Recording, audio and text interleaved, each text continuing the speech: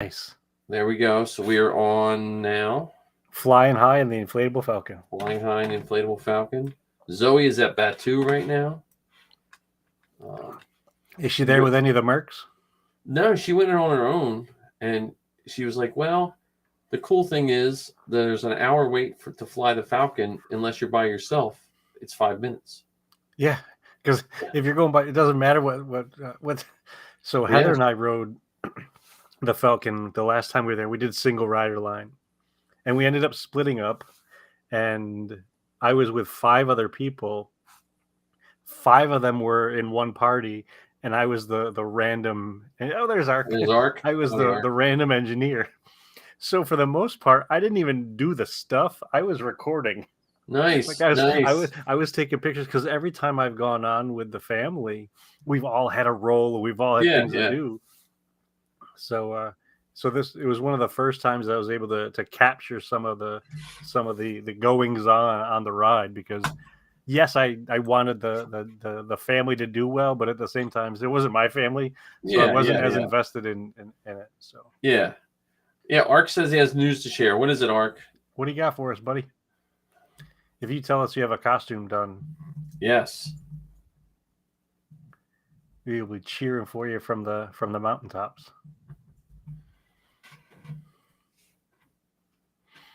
But yeah, it was really interesting getting on the Falcon with people that I didn't know at all, and at first they didn't even know I was there. Well, at one point they looked like I was the stowaway.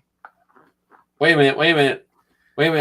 Look at this. He's friends with someone who owns an inflatable company, and he just bought an inflatable Falcon. You're lying. Right. So I think Ark's next whole TikTok series should be you going through that Falcon, and you should tell him you can do that. $100 a day? Where is this, Ark? Where he's not near us, I don't think. I think we all have to move. Wasn't he like, I thought he said Maine. Yeah. Do they have summer in Maine? It's like 2 days in August. I went to Maine for a week, and there was it was like, don't go near the water because the flies will bite you. Don't go near the water because there's leeches in it. And there was all these and at night, make sure you're near the fire so the mosquitoes don't bite you. It's all we were doing was trying to fight from being bit by stuff. But they're like, oh, but there's no snakes. I'm like, Yeah, so he said, 2 days of summer in August. But northern Maine, so like really close to Canada, northern Maine? That's incredible. Well, we expect a complete TikTok series of you walking through the Falcon. Oh my goodness, yes. And 1,977 photographs of the inflatable Falcon. Yeah. That is so very cool. Yeah. That is cool. I am jealous. Oh, there we go. So, you can always defect if you have to. We don't have Canada. Right? I drove to Niagara Falls, I think, once to go to Canada. But I used to live across the pond from it. Well, across the lake. Yeah. Zoe's at Batu. Yeah, there you go. 1977 pictures. Awesome. Zoe's at Batu, and then I talked to her yesterday, and she was like, "Oh yeah, the one guy who does all the paint work that she met with from Lucasfilm or whatever. He's an independent contractor, But he called her and asked her if she was going to LA Comic-Con. Right. So she's like, well, because she was going to mail her costume home this week. I said, don't mail your costume home. Go to the Comic-Con, and we'll because she flies out Wednesday. I said, we'll figure out mailing it home Monday. I said, it's not going to take, Yeah. Hopefully she kept the box and all the packing. She kept all the box. The helmet's the only thing I worry about. Everything else I can remake if I have to. The helmet's the only thing I really worry about. Yeah, she's going to LA Comic-Con. But what do you think a Friday ticket for LA Comic-Con costs? $75. $35. What? That's what I said. I was like, what? I was like, Yeah, go. She can't go Saturday because she has class, and she can't go Sunday. This is my dedicated kid. She can't go Sunday because she's doing a podcast with the guy from Dia Novos. Oh, that's very cool. So he was on the Armor Party. Yeah. So I sent him a message. Said, hey, my daughter. I said, you met my daughter because when we were at Celebration, they were impressed with her Sabine costume, so they wanted her to put the helmet on, and it was bothering Zoe because the helmet didn't match the season or whatever, and they were taking a bunch of pictures, and that's when we were hanging out with Chris Bartlett, and so the guy's like, yeah, I remember, yeah, I'll do the show. So that's very cool. So yeah, Armor Party, that's a good show.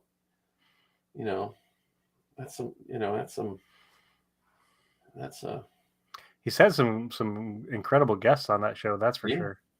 Chris Bartlett was on Armor Party. Yeah. Well, Chris Bartlett was on Zoe's show. She's had 3 people from The Mandalorian on her show now. She had Chris Bartlett, Brendan Wayne, and the guy who was in it for like 2 seconds. I forget his name now. That could be a couple people at this point. No, but what was his name? He was one of the first ones that went around doing man, such a nice guy too. I actually trooped his appearance in Maryland. You trooped his appearance too. Dominic Pace. Such a wonderful person. Yeah. Very nice guy. Actually, I have one of those puck hunters, the little sensors. Yeah. I bought it from him. Yeah. Actually, that's what the one that I was using at the wedding that we trooped. Oh, okay, cool. Did he sign it? I didn't even think about that actually when I got it from him. Okay, so but I got some updates with costume building. But I'm gonna wait. Hopefully, John will be on soon. But I did want to show you. Remember that book I bought? The encyclopedias. The encyclopedia books, right? Yeah. I got my second installment today. Right? How big is it? So my second installment's 4 books. It was $41.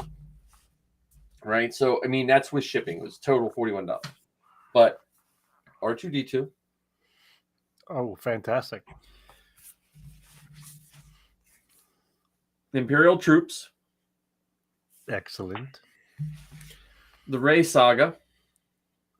Oh, wow. And Naboo. And they're really nice. Like, I found myself, I thought I'd look at the Stormtrooper and the most. I found myself looking at the Naboo one the most. Because there's probably a lot about Jar Jar in there. Well, but it just has, it has pictures that I don't think I've ever seen, or that I've only seen in a video so quick. But like this one here, the control panel to the power station. Oh, that's great. And it has, here's the other one that I thought was pretty impressive. The funeral chamber. Wow. I don't know. I don't think we've ever seen it without the Jedi and Qui-Gon's dead body there. And what's really cool is it also goes into the Clone Wars too. So it's not like just.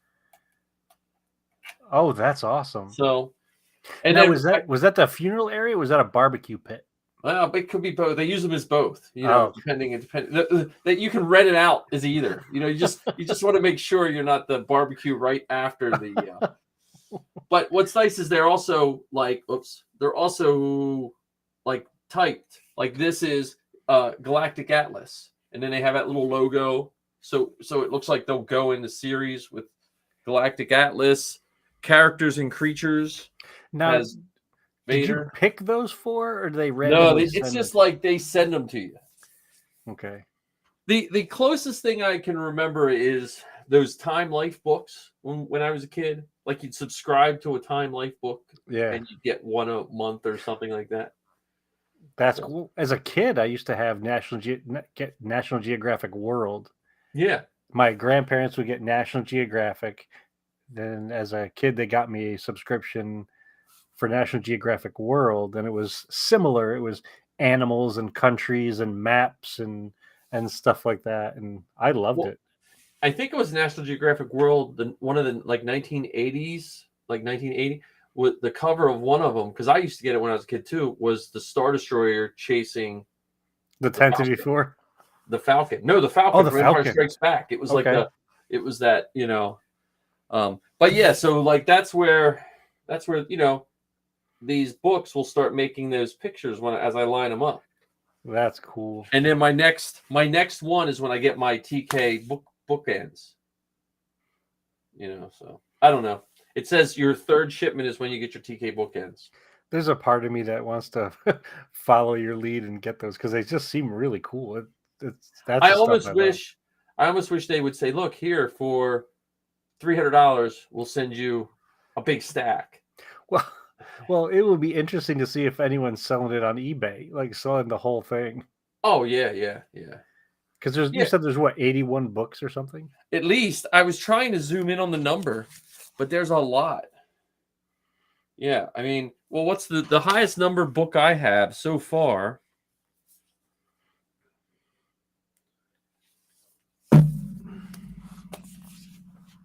Is 74. Okay. And I will tell you, the company, Fan Home, and this isn't a commercial for them, right? But so when I got this Vader one, it has a ding. You can't really see it, but it was a ding in the corner. Yeah. And I emailed them and said, hey, there's a ding in the corner of my book that I paid $4 for. They sent me a new one within like 3 days. Oh my God. That's awesome. They were like, yeah, just send us a picture. I sent them a picture. I said, do you want it sent back? They're like, no, we'll send you another one.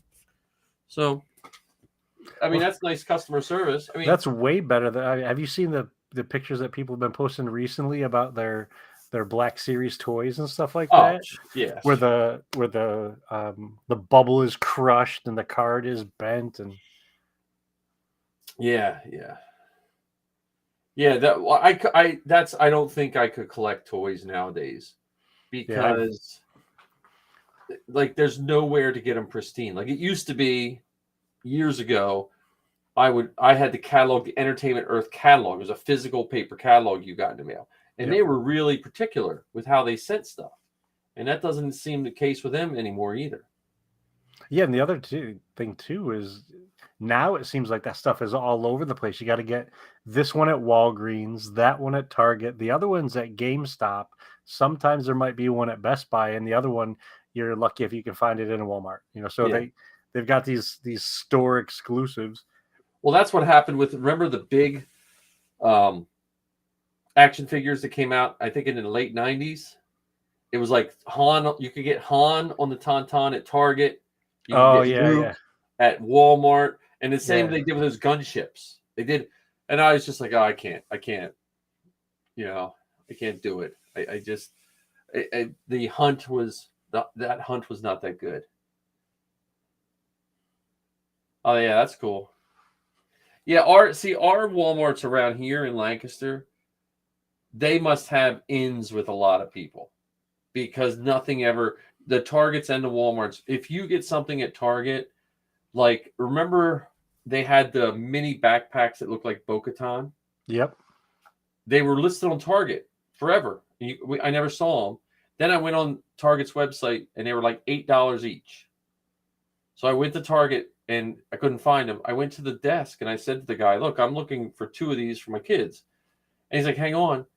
And he went in the back and he said, oh, yeah, these were stuck up on a shelf. So, you know what I mean? Like someone was hiding them for so someone was very disappointed that I got the 2,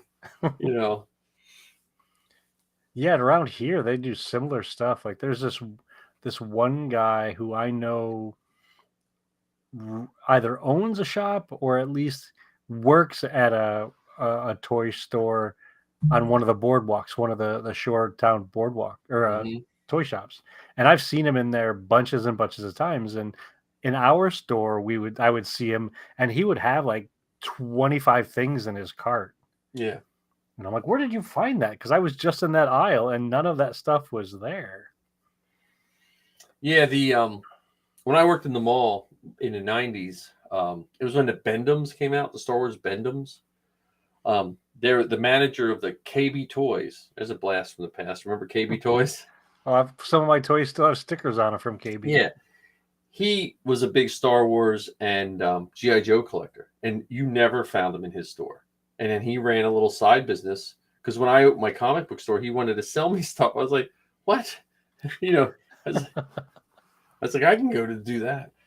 And I know the comic book stores like from Diamond Distributing, when I had my comic book store, whatever the retail was, like if an action figures retail back then was $3.99, if I bought them from Diamond Distributing, I probably paid like $3.50. It wasn't even worth me carrying them because I'd have to mark them up so much, you know. Yeah, especially in comparison to what some of the other stores can sell, Yeah. because they go by volume anyway.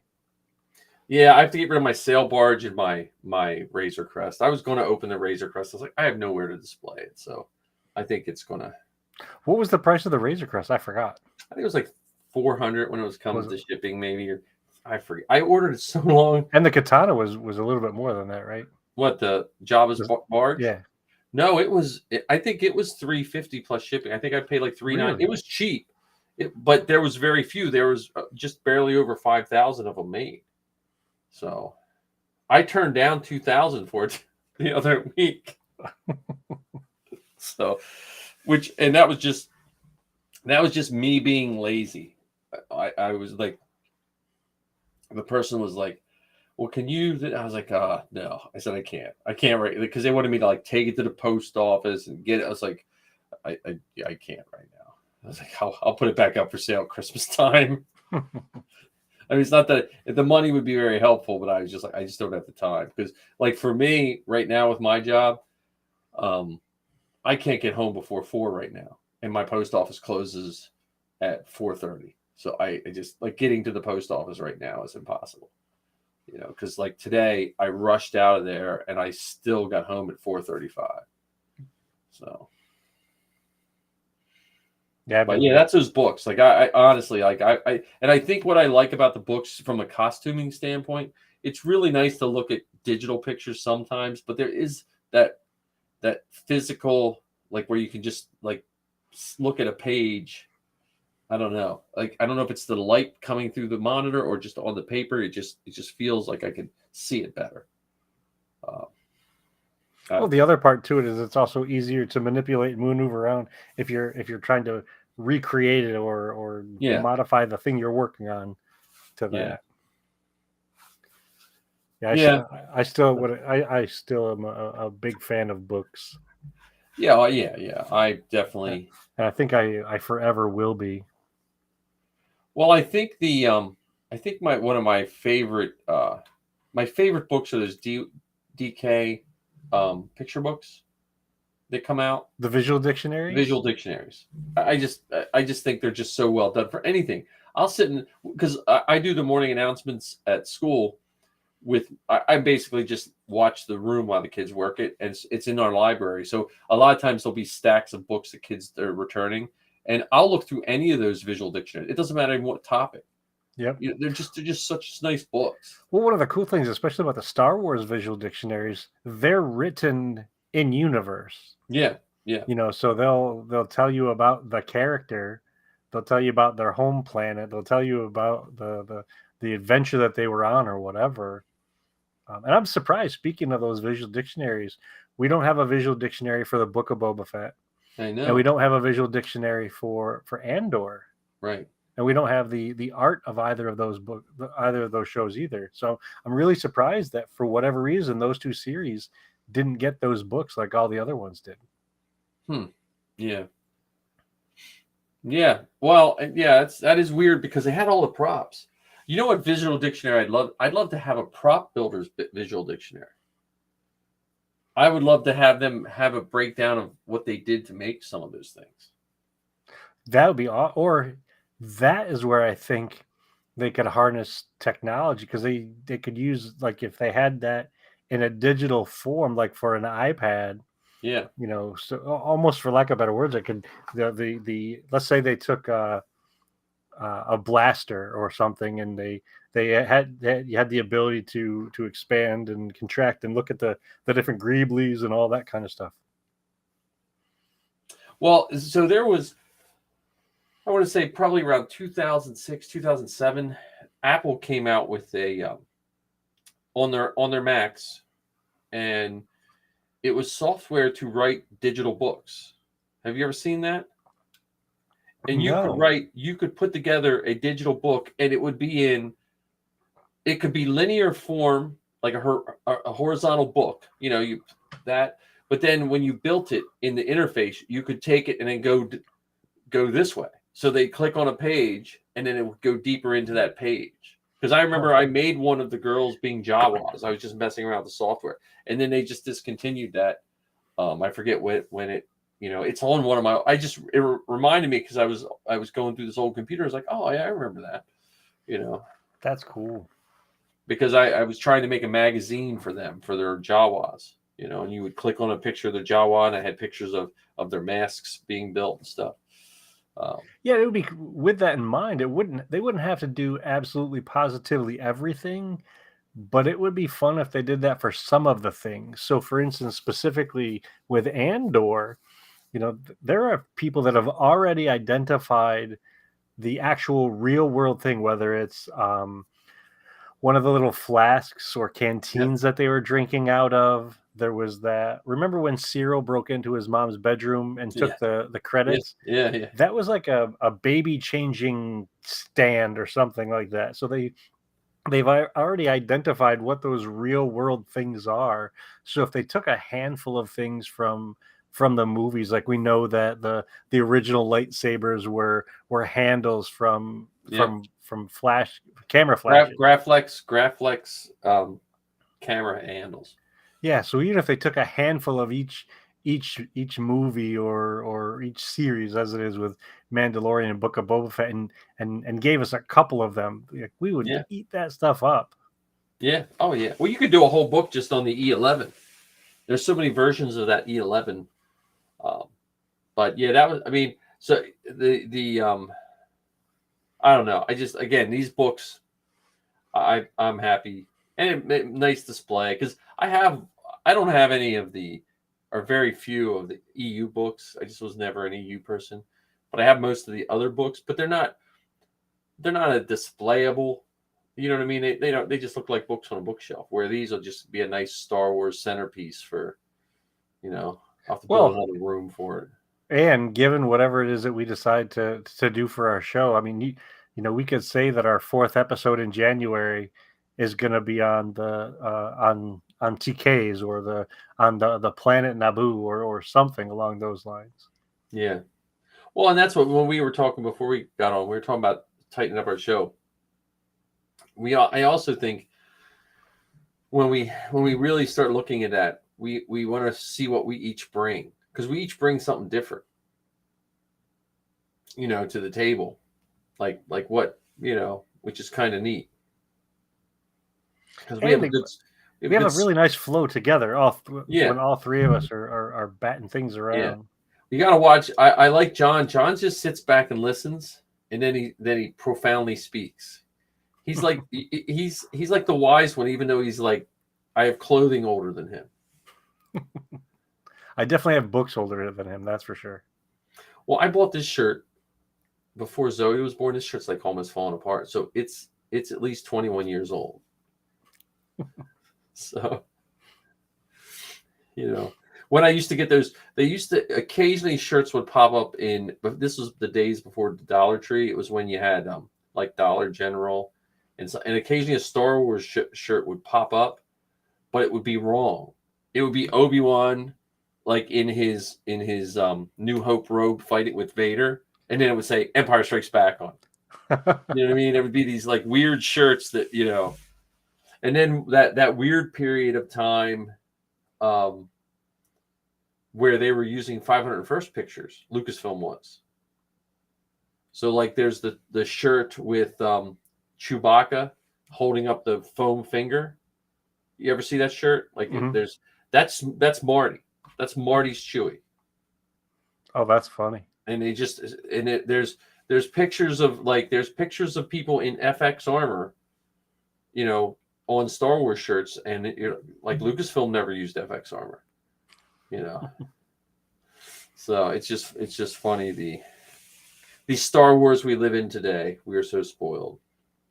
And do those books credit people like Pablo Hidalgo and Leland Shee and stuff like that? I never. Like who are the editors or who are the writers? I don't know. Let's see. Here we go.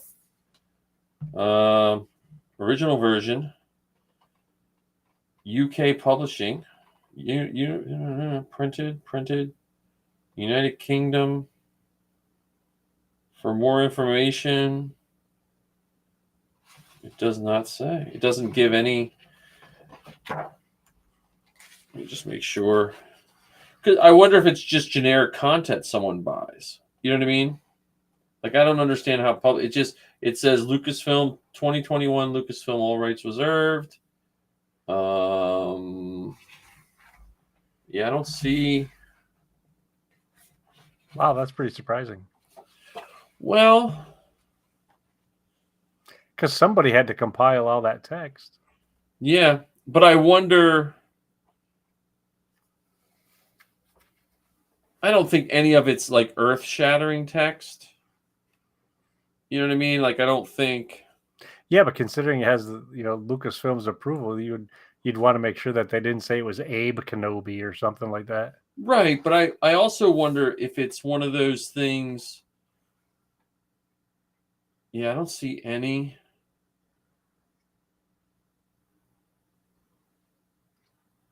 It says, here we go, use with authorization, www.starwars.com. So maybe either they have it digitally, or yeah, I don't see. Or they bought the rights to the information. Similar to like when Lucasfilm didn't credit Anthony Daniels for being C-3PO because he wanted everyone to be a robot. Maybe. Oh yeah, back in the early 70s. Yeah. Like Lucasfilm was like, look, this is we just want this to be Star Wars lore. We don't want this to be. This is not someone's book.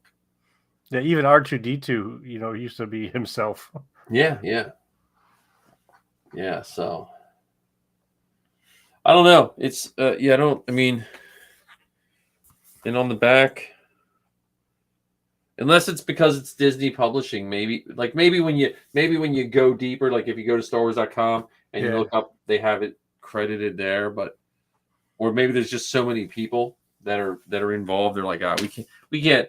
These people don't want a whole page of credits because it could be from a different fandom too. Like there's a lot of Star Wars people that could care less who Pablo Hudaga is, or even the directors, or any of that. They just want.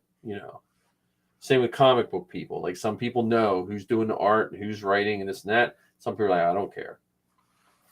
Just give me them stories. Well, like Andor, like we knew who was running it, but you didn't hear much about the directors like you did in the others. The story kind of, I think at least, I know I don't want to get back into our love of Andor from last week. Excuse me, but I think the story outshined any of that. Yeah, I think it was a combination of the story and the presentation of that story. Yeah.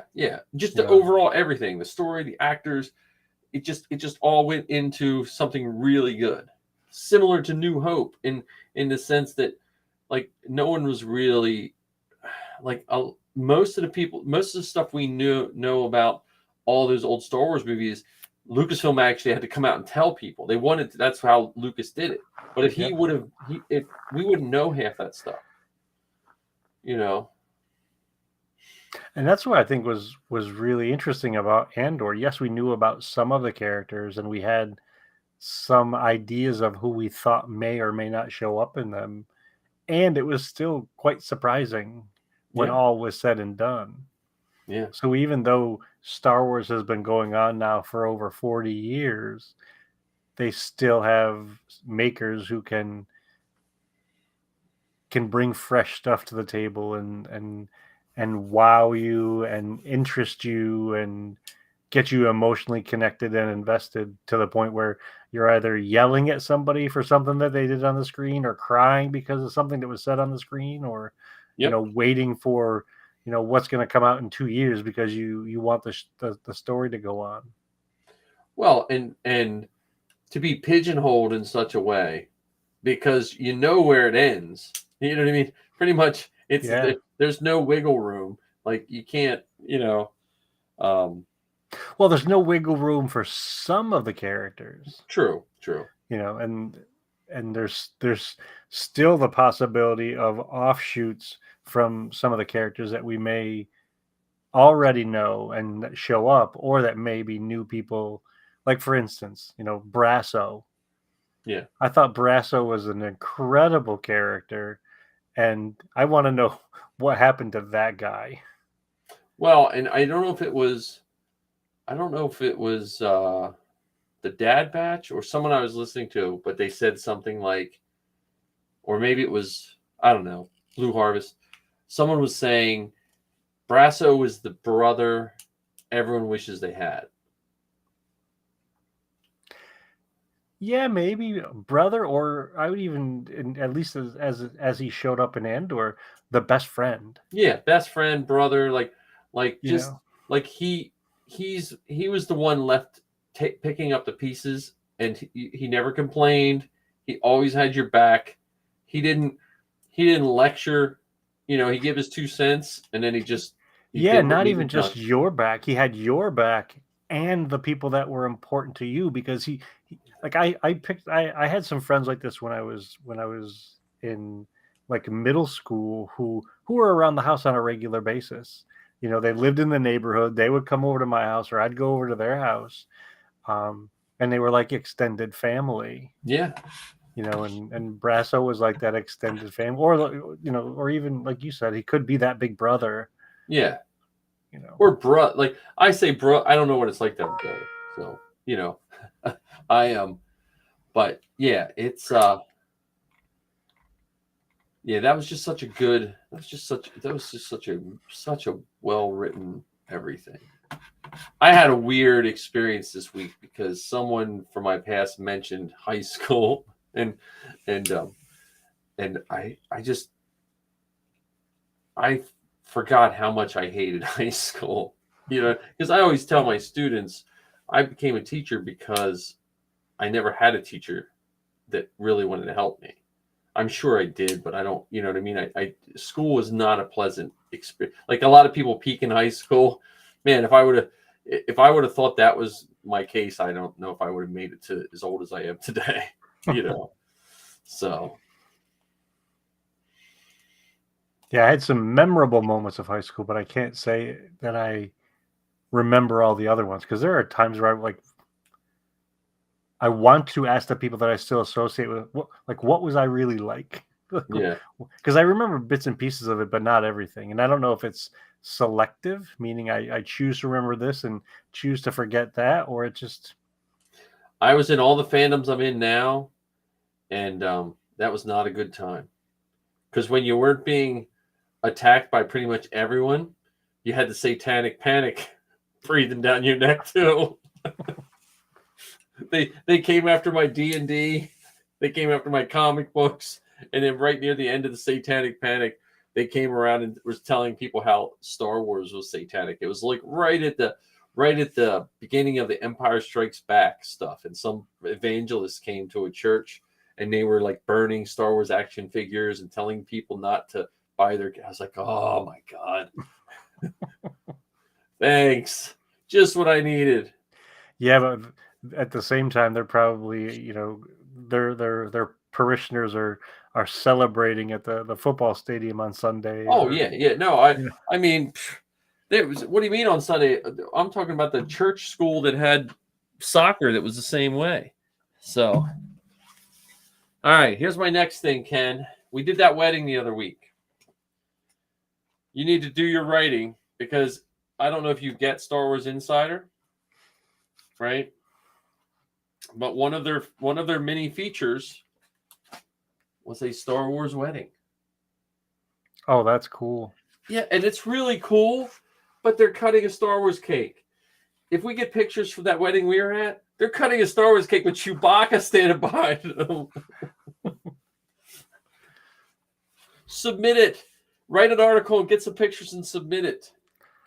Well, I want to, get permission No, from. you should ask them. But I Yeah, mean, I'm from telling you, speaking from someone whose kids were in Star Wars Insider for like 6 months in a row. It is so cool to be in Star Wars Insider.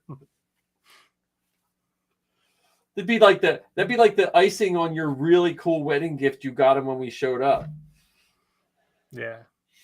I'll have to read that article, because that just came in the mail the other day. Yeah. Oh, good. I'm not the only one that still gets it. Oh yeah, I love that magazine. So we were talking a little bit about Andor, and one of the other things that amazed me about Andor. So it we saw it in 12 episodes, so it took place over the course of a couple months, and in some ways we learned more about different Star Wars families in Andor than we learned in like 20 plus years trying to find out about the Skywalker family. Yep. Or so it was just incredible to me how they were able to put so much in such a small time frame. Right. Well, and that's so I rewatched the first two episodes of Andor so far because my wife started watching it with me, and I rewatched all of The Mandalorian Thanksgiving Day, season 1, and I do disagree with Anthony on his Mandalorian take, but but I was watching The Mandalorian and I was watching the subtle storytelling in that because I was trying to look at it like, okay, let me see if this is right, and I think The Mandalorian, which had a lot of action, I think The Mandalorian did the same thing. Like I'm thinking of that first scene, and I'm looking at it from someone who, like my wife is probably more into Star Wars than most people, but someone who's just, a good fan, whatever. They laid down the groundwork for the strength of Beskar just by that guy scratching his armor. Yeah, absolutely. You know what I mean? Like it's just amazing that they did those 1 and 2 little lines, and similar to what they did in Andor. Andor, it was just a different level, that was not resolved with someone smashing someone's head on the bar, but it was just a different style, but it was still there. Yeah, absolutely. And one of the things that I find really fun about Star Wars is you can go back and watch it 6, 7, 800 times and pick up new pieces, pick up new bits, whether it's how this character delivered a line, how this character was in the background, or making the connections between two different things or two different shows. So this character who showed up in the Book of Boba Fett is also in the animated Star Wars Rebels show. Right. Well, and yeah, like I said, I was just looking at all the stuff that was brought out about the Mandalorian in every episode. Like they explain so much, and I think I got, because I think like some people, I don't know if it's anyone we know, but some people, it's like they can't like everything. They always have to have a best. It's like every Star Wars project is a sports team. Instead of instead of like just liking all Star Wars, they're like, okay, this has to be my favorite, and here's reasons why. Well, and sometimes with that, not only is it this is my favorite, but this is my favorite, so that means the rest sucks. Yeah. So this is the best, and everything else is horrible for X number of reasons. Because I think I think the volume is like the next whipping boy. Just like practical effects was like the catchphrase of what was wrong with the sequels. Remember when everyone talked about, I mean, the prequels back in when everyone loved Phantom Menace, and then like a couple weeks later they decided they didn't like it anymore or something like that. Someone told them on the new internet that they didn't like it, and it's like the volume is becoming the new punching bag, and I don't know why that is. The volume would have never given us, we would have never had Grogu surprised if they didn't have the volume. That would have leaked out. I 100% believe that would have leaked. Well, and you could in some ways even say we may not have had so much Star Wars so soon if it wasn't for the volume, because Right. some of those things were filmed during the pandemic when you couldn't go out Right. on location. So Well, and we wouldn't have had the style, like, and the same reason why we're only getting 2 seasons of Andor. When you hear it's going to take 2 years, blah blah blah, just like you said, with the volume, they can say to someone, "Hey, look, we need you to shoot the Mandalorian, and we need you to go all over Africa, and this, or you can just go right down here to Manhattan Beach and do a 9 to 5er, for 6 months. You're going to get a different. You're going to get more variety, Well, and from the beginning, one of the things that from what I've picked up, what I interpret, George wanted to push several things at once. Sometimes he'd be pushing the story forward and trying to take the story to different places and to teach different lessons and to incorporate different myths and fairy tales and current events into the mix. Yep. And from the beginning, from that very first movie, was pushing what we can put on film. So I mean, some of the if I know you've watched Light and Magic, they were building the computers and the cameras to make the movie. And so I want to make sure I repeat that again. They were building the cameras and the computers to make the movies. Yep. So they were creating things that did not exist with old junky stuff. With old junky stuff. So they were the kit bashers to the nth degree. Yeah. Not only were they kit bashing to make spaceships, they were kit bashing to make a camera that would be able to follow the same movement every time, as many times as they needed to, because they had to film many layers of film to sandwich together to create the final product. Yep. And then for the prequels, they were pushing digital technology, whether you're talking about CG characters like Jar Jar Binks or complete sets like was the underwater city in Naboo from your book. Yeah. Uda Gunga. Well, or all the battle droids. Oh yeah. I mean, and if you or the clones. Yeah. There was not a physical set of clone armor made. Yeah, talk to any of those guys that wear the clone armor, and they're like, "Yeah, I realize why." we have. Was it Derpy? Is that Derpy? Derpy 501st.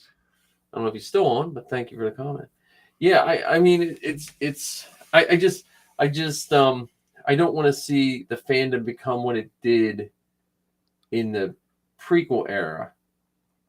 When they just that we felt, because we were getting a lot of Star Wars. Like when Phantom Menace came out, the stores were filled with Star Wars, the fast food places were filled with Star Wars. It was Star Wars, and then you got those people that just tried to poison it.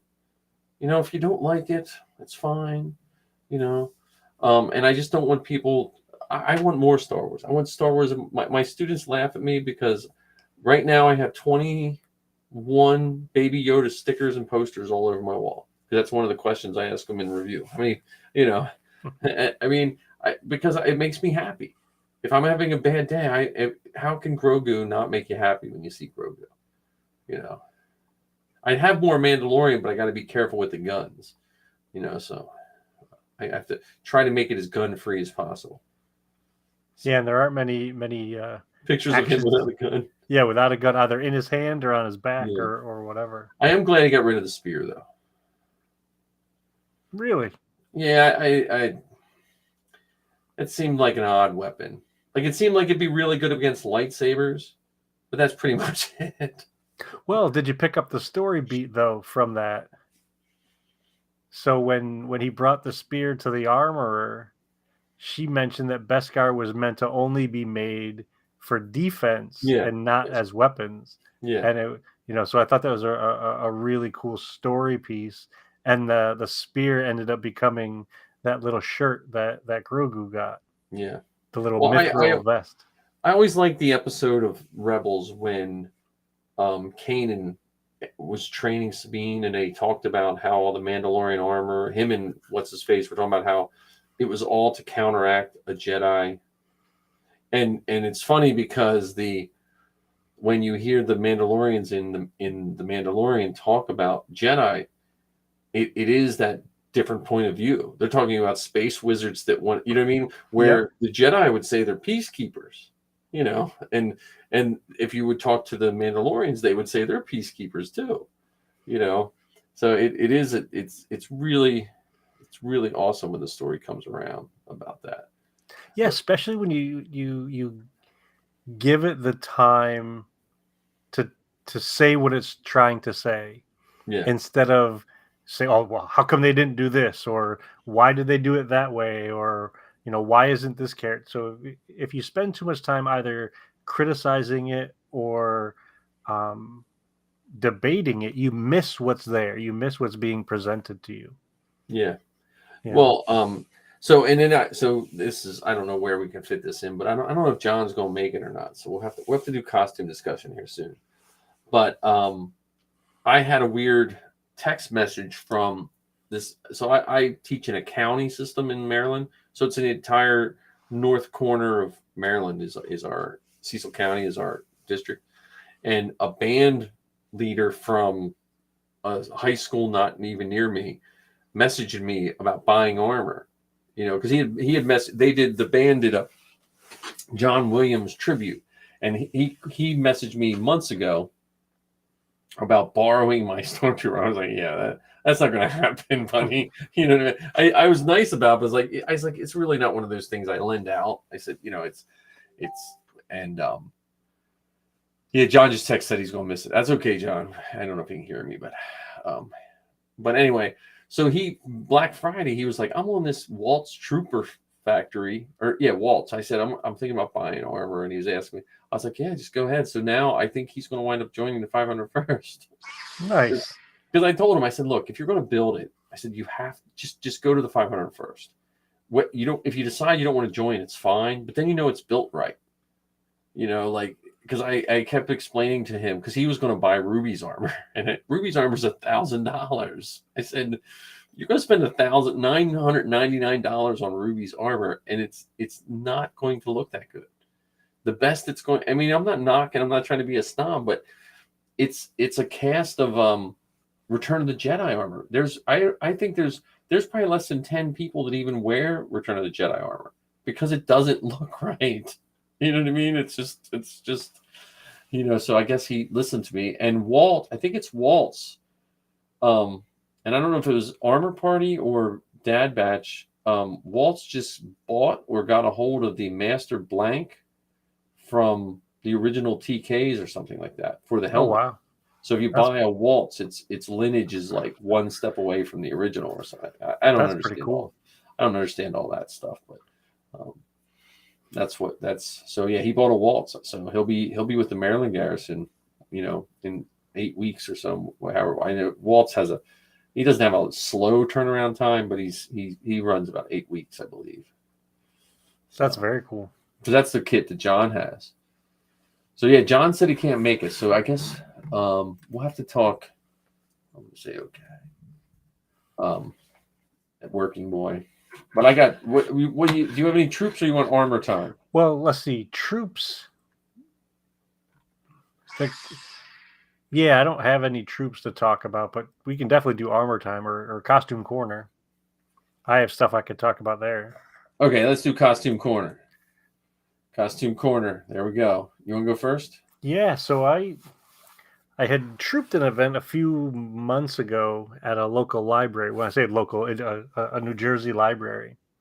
And there were some folks from the 501st there. And one of the people there, his name's Bro. He goes by Bro. And he actually runs this, has a Facebook page, Bro Industrial Lights and Magic. Mm-hmm. And I had reached out to him asking if he would be willing to help me put together some stuff for a Tusken, because I had seen that some people had gone to his house and done some armor building at his house, and he said, "Yeah, absolutely." So this past weekend, I went up to his place and ended up working on my Gaffy stick. So I've got a wooden spike, and I've got my plastic fins. Nice. And it's a PVC rod. and I haven't figured out how long I want my spike to be yet. And I have the acorn that you printed out for us when we Nice. were at the Tuscan armor party over the summer. Nice. So I'm a little bit closer to getting my Tuscan done. Very cool. And it was so much fun. I mean, I was there for probably 6 hours, and there was a couple other folks from the 501st and someone from the Saber Guild, and it was just absolutely a great time. We sat down, Nice. we paused during our building and had, pizza and stromboli and French fries and cookies and just chatted, and then went back and did some more work, and I came home with that. Nice. It was That's good. absolutely fantastic. And like, this guy's place reminds me of your place. So in his garage, he has a Han Solo and Carbonite. He has a full size battle droid. He has a full size IG-11, and he has probably 30 totes of the different costumes that he has. Nice. Not counting the toys, just the I mean, he's awesome. And the group of people that were there building were absolutely positively fantastic. Oh, that's cool. Yeah, that's the best. I mean, well, this guy, the guy I was just talking about, the TK, he wants to help, needs help. And I said, well, when you get it, there's like a bunch of us that have a Novos kits. I said, we'll just have to, because I need to get my Stormtrooper suit done, because I know what's going to happen. Something's going to break permanently on my TK, and I'm going to be screwed. That's my only approved costume, So that's cool. I made some progress on Vader. So I have my chest boxes painted, and I think I'm satisfied with it. I got to bring it into the light. There might be one line. If I can see a line, it'll probably get a wet sanding and a coat. But I think I got that thing pretty smooth. I got to do the electronics. So I have the 3D file. I think I'm going to print, the green lights that Vader has on him? Yep. They're this old switch from the 70s, which you can't find. But I have the 3D file, which I don't like, because that translucent 3D printing, you can't do anything with it. So I think what I'm going to do is print it, sand it smooth, and then mold it in translucent green resin. Okay. And then just put them in. So the chest box is pretty close to being done. The one belt box is painted. It looks good. John has me petrified that the paint won't dry quick, so I'm letting it sit forever before I wet sand that. And then I ordered the neck chain for So the neck chain is landscaping tree tie. That square chain. Okay. And it probably has to be a certain number of links too, right? It's 1 inch lengths. I don't know. Whatever. So, because they were selling on Etsy for like $15 for like a little strip. So, yeah, okay. Let me. So I did a little research, and it was I think it was a 20-foot roll on Amazon. It was $17. I was like, okay, I'll buy it.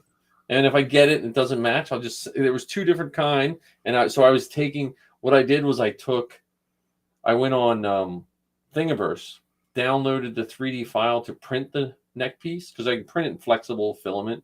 The only problem is I don't trust that to hold my very heavy cape.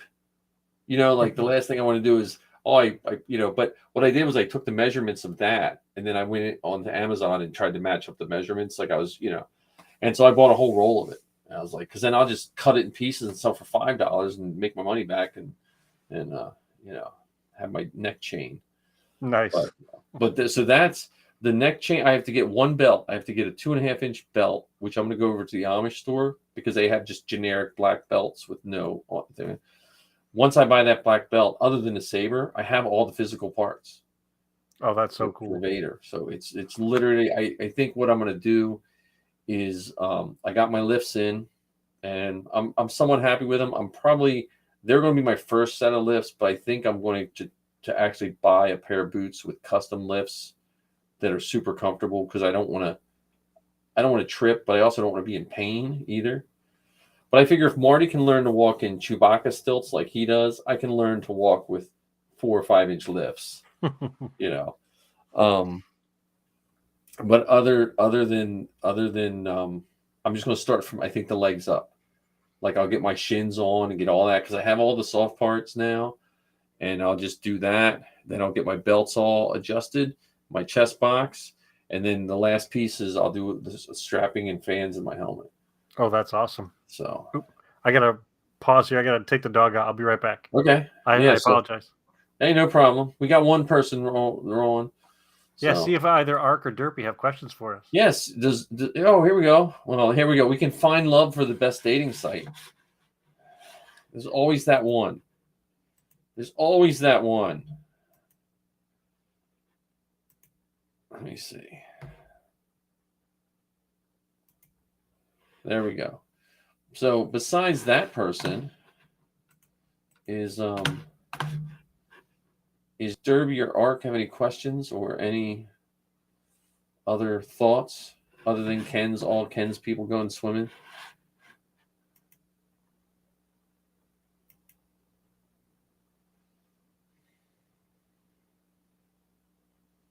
No. So I'm also working on, let me see. I don't think I have any. Let me check the Facebook feed.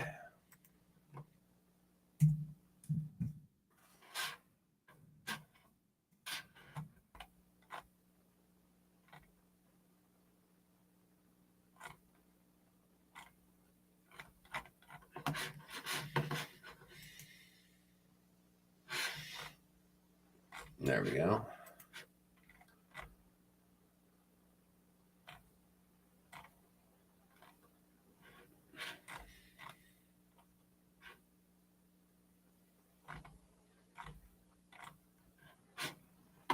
Nope. Nobody. All right. Who did I lose? No, okay. Let's see.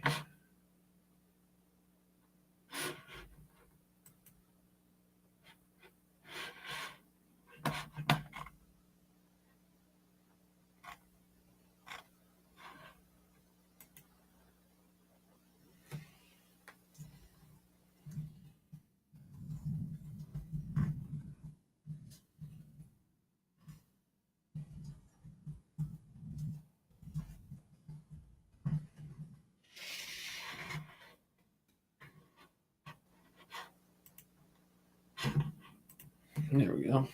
All right. Costume corner. Okay, so hopefully, let me see if I can refresh the chats. Where's my chat? Oops, sorry about that. That's all right. I was making sure all of our other thing was lifted. But like I said, according to XX18 online, you can find dating. How do they find us like that? I don't understand how they're like, look, there's someone talking, you know, do we look like we need to find dating? I don't know. It's just it's always weird.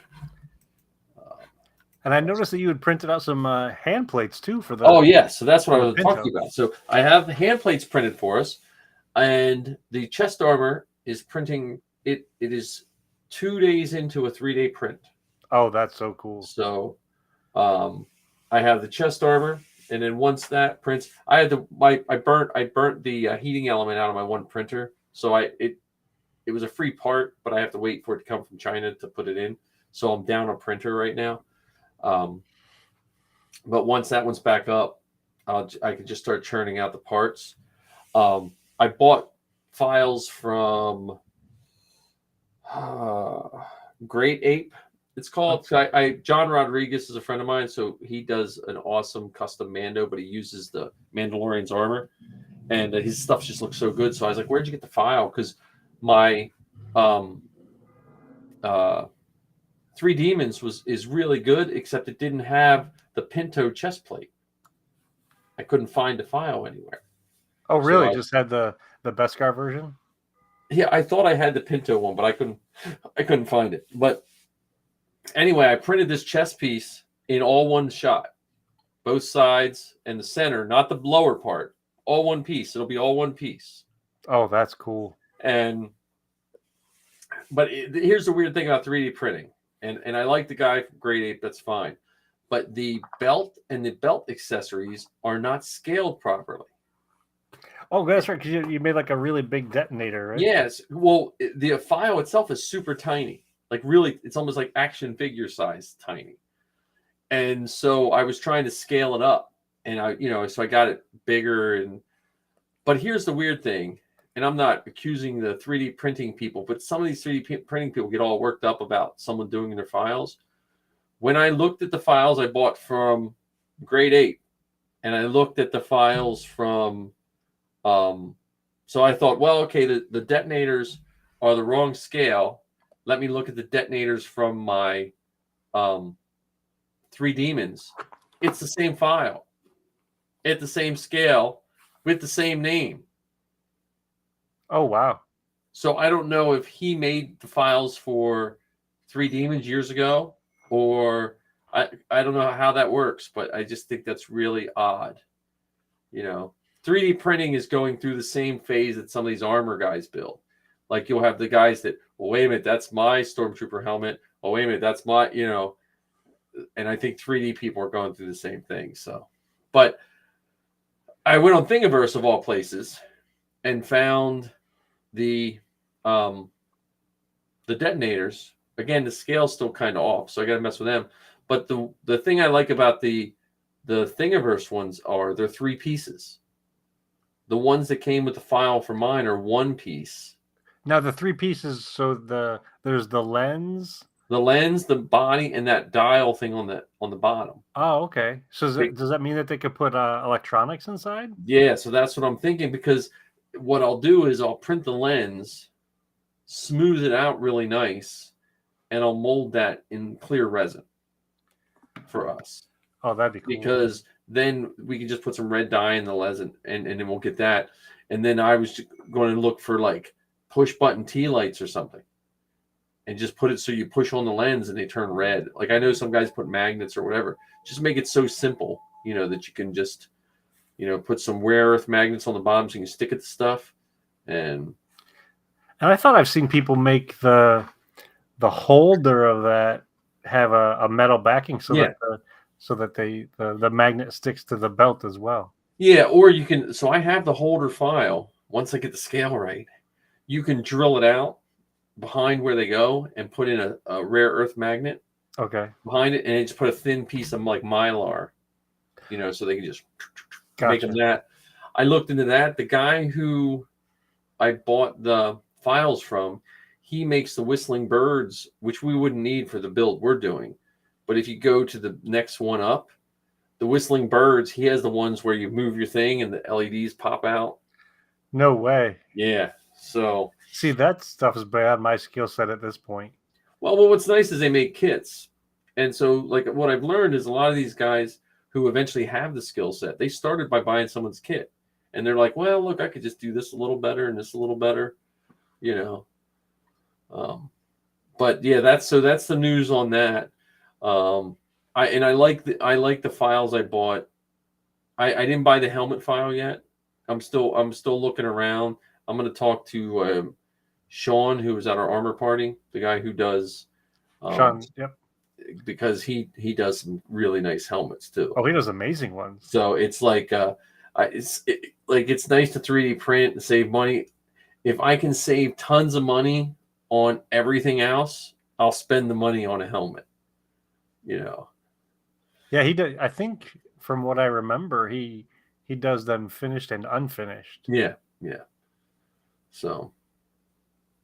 Yeah, he's a legend. I think what's funny about his is I think they're called puck hunters or something like that. Yeah. Well, I don't know if Lucasfilm is as strict as they used to be, but I guess guys who do it for a living, like I think he does that for a living. I think when you do it for a living, it's a little better, a little different than just you and me doing it in our garage or whatever.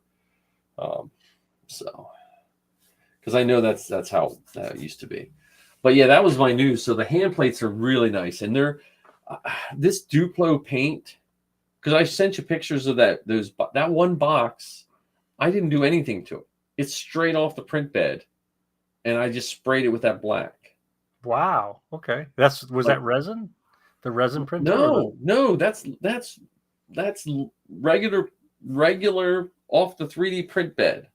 You just didn't you say something about you either slowed it down or I run it slow. Like this chest plate, if I was printing this for us 3 years ago, I could have printed it in a day. I just put my printer on the slowest, most accurate setting that I can get for a 0.4 nozzle and run it. Oh, there we go. Their best car bucket's on. His drive home is here. Yeah, John, we were talking. I still need the size of those bombs. Or maybe he's referring to the find love at your best dating site. I don't know what John's talking about. Yeah, I think it'll be really, really, really fun to do that Pinto together. And Yeah, I'd like us to have just a slight variation, even if it's just the shoulder bell. So then when we go out to one of these conventions, you could be in yours, I could be in mine, and we could find another Dinda jar and it could do that little Spider-Man meme where we're all pointing at each other. Yeah. Well, because I was thinking when I was printing this, I was like, I wonder if I should make Ken and I both two. And we make Dinjarin, and then we make a custom as we do it. Yeah, we could. Like do it, like I don't know. Because like I'm running my small printer, I ran the hand plates. As soon as I get the right dimensions, I'll run those bombs. I'm going to use my little printer to run it. This new filament I got too, which I paid $8.50 a roll, which is ridiculously cheap, is really nice. It's really smooth. I'm running it on not a super hot temperature either, and it's so nice. So I'm happy with it, unless something happens to one of my printers, then I'll be sad. But what I'd like to do is find one of our friends, and I know there's got to be somebody that we know who has the ability to manipulate those files. Because what I'd love to do is I have my post-imperial custom one that I'm working on now, and my chest piece is just made out of Sintra, and you can tell that it's Sintra versus something that's cast or 3D printed. And I'd love to have somebody help me take my ideas and put it into something that's printable. Well, we could do that in. I messed around a little bit with I don't know if it's Blender, whichever one's free. I messed around with that. Also, if you have Adobe has a new 3D one. It's just one of those things, like I have to just force myself to learn it, and I'll learn it really quickly. I got my boss into 3D printing. So my boss has now bought 2 3D printers. When I see him next, I'm going to suggest that we teach it in 8th grade, because then I will have to be sent somewhere to learn the software. Hey, if it works, it works. Well, because like I always hated HTML. Like I used to have to build our website in HTML for school. I just hated it. I hated learning to do it. It just seemed boring and whatever. But when I started teaching it to 6th grade, of all people, now I love doing HTML, because I can, you know what I mean? Because I had to learn it, because like as much as I sit in front of a computer all day, and when I get home, the last thing I feel like doing is sitting and doing, like, learning something new some days. I'm just like, but I know once I learn that 3D software, and now they're doing all these phone scans. Like you could take your armor that you have, and there's software that you can get for your phone. You could take multiple pictures, and we can put that in software, and it will render an STL file. Really? Yeah. That's because if you look at, and I knew about it, but I never saw it in action. But that's what a lot of these guys are doing. Like for when I was looking at all the different Vader files for Vader armor, they were taking stills from New Hope and making with camera technology, trying to make 3D files out of it. But there are, I used to have it on my phone, and I think I took it off. There is software. Oh, what's it called? Thank you. I don't know if it's YT Studio. It might be called YT Studio, I think.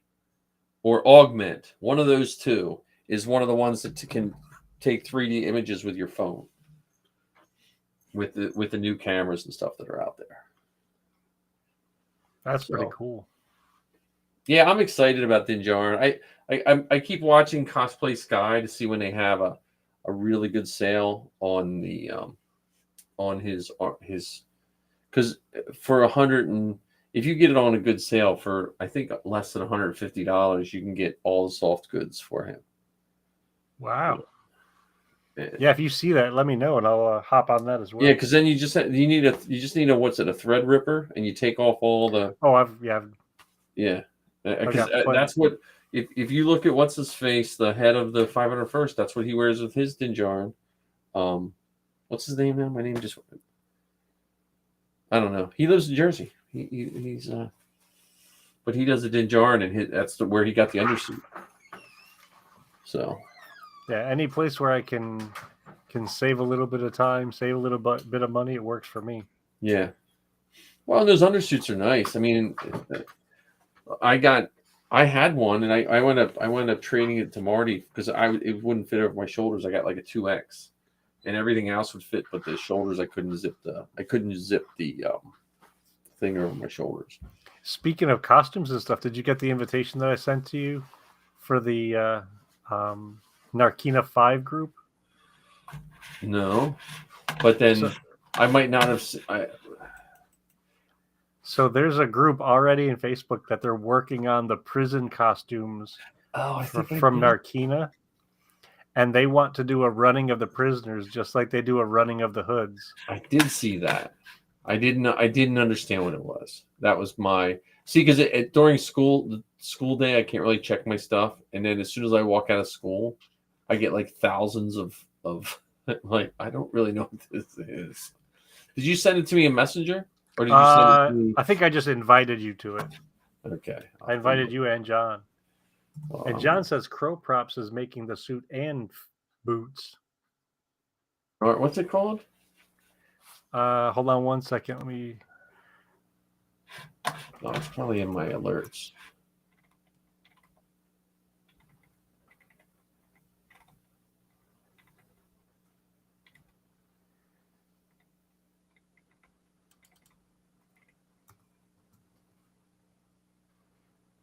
Is that by Happy Wookie or something like that? No. It's called Running of the Prisoners One Way Out.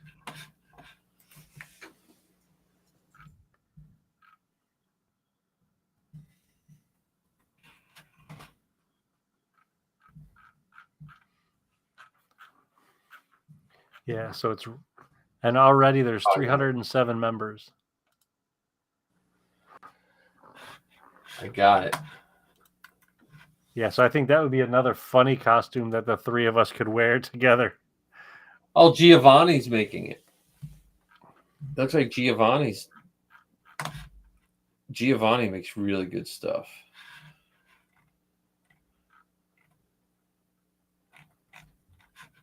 Yeah, that's cool. That's my costuming thing. Again, Vader's getting closer than I thought. And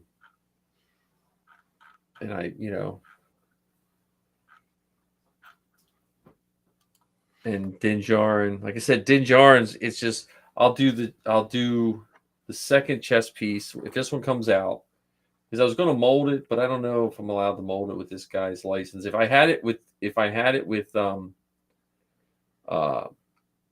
Enemy Props, I could mold it, but I can't find if I find that file, I'll mold it, and then we can make as many as we need to. But the print's coming out nice and smooth. Like I said, I made it a 3D print, so it's Wait, now don't chime in while you're driving there, Johnny. You're in a Corvette, like he just wants to get arrested on his phone in a Corvette. But yeah, and he asked if the Narkina 5 it's funny, he's asking about the 501st, whether or not they'd be in the CRL or Rebel Legion, and I think they've even said so in this group that they're looking to get approval through the Rebel Legion. I think they've already started working on it. Yeah, that could fall under Denizens of the Empire too. Yeah, but are they really denizens? They're really. They're they live victims of the under the empire. empire. Like they're no less denizens of the empire than sand people, because sand people don't know if the empire is there or not. Yeah, I guess. You know what I mean? Like, and to me, if the 501st picked that up like that, I think it'd be same as them picking up Din Djarin. Like, come on, you're just cashing in, not cashing in. yeah, but I agree. I like it. Like, I like certain costumes where you can go to all three, but I do like the separation of the groups, just because I think the groups are, as much as they try to say they're the same, I do think they're slightly different. Yeah. So yeah, I was checking to see Zoe is still at she's still at Batu. Lucky dog.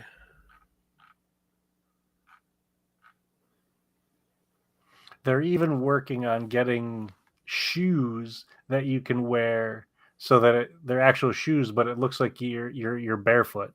Oh yeah, that's cool. That's funny. That's like the shoes that what's his face wore during Captain America, when he was running barefoot through the streets. Oh yeah, he had rubber casts of feet he was wearing. Well, they did that with the hobbits. Yeah, the hobbits. Except they made their feet bigger and hairier. Right.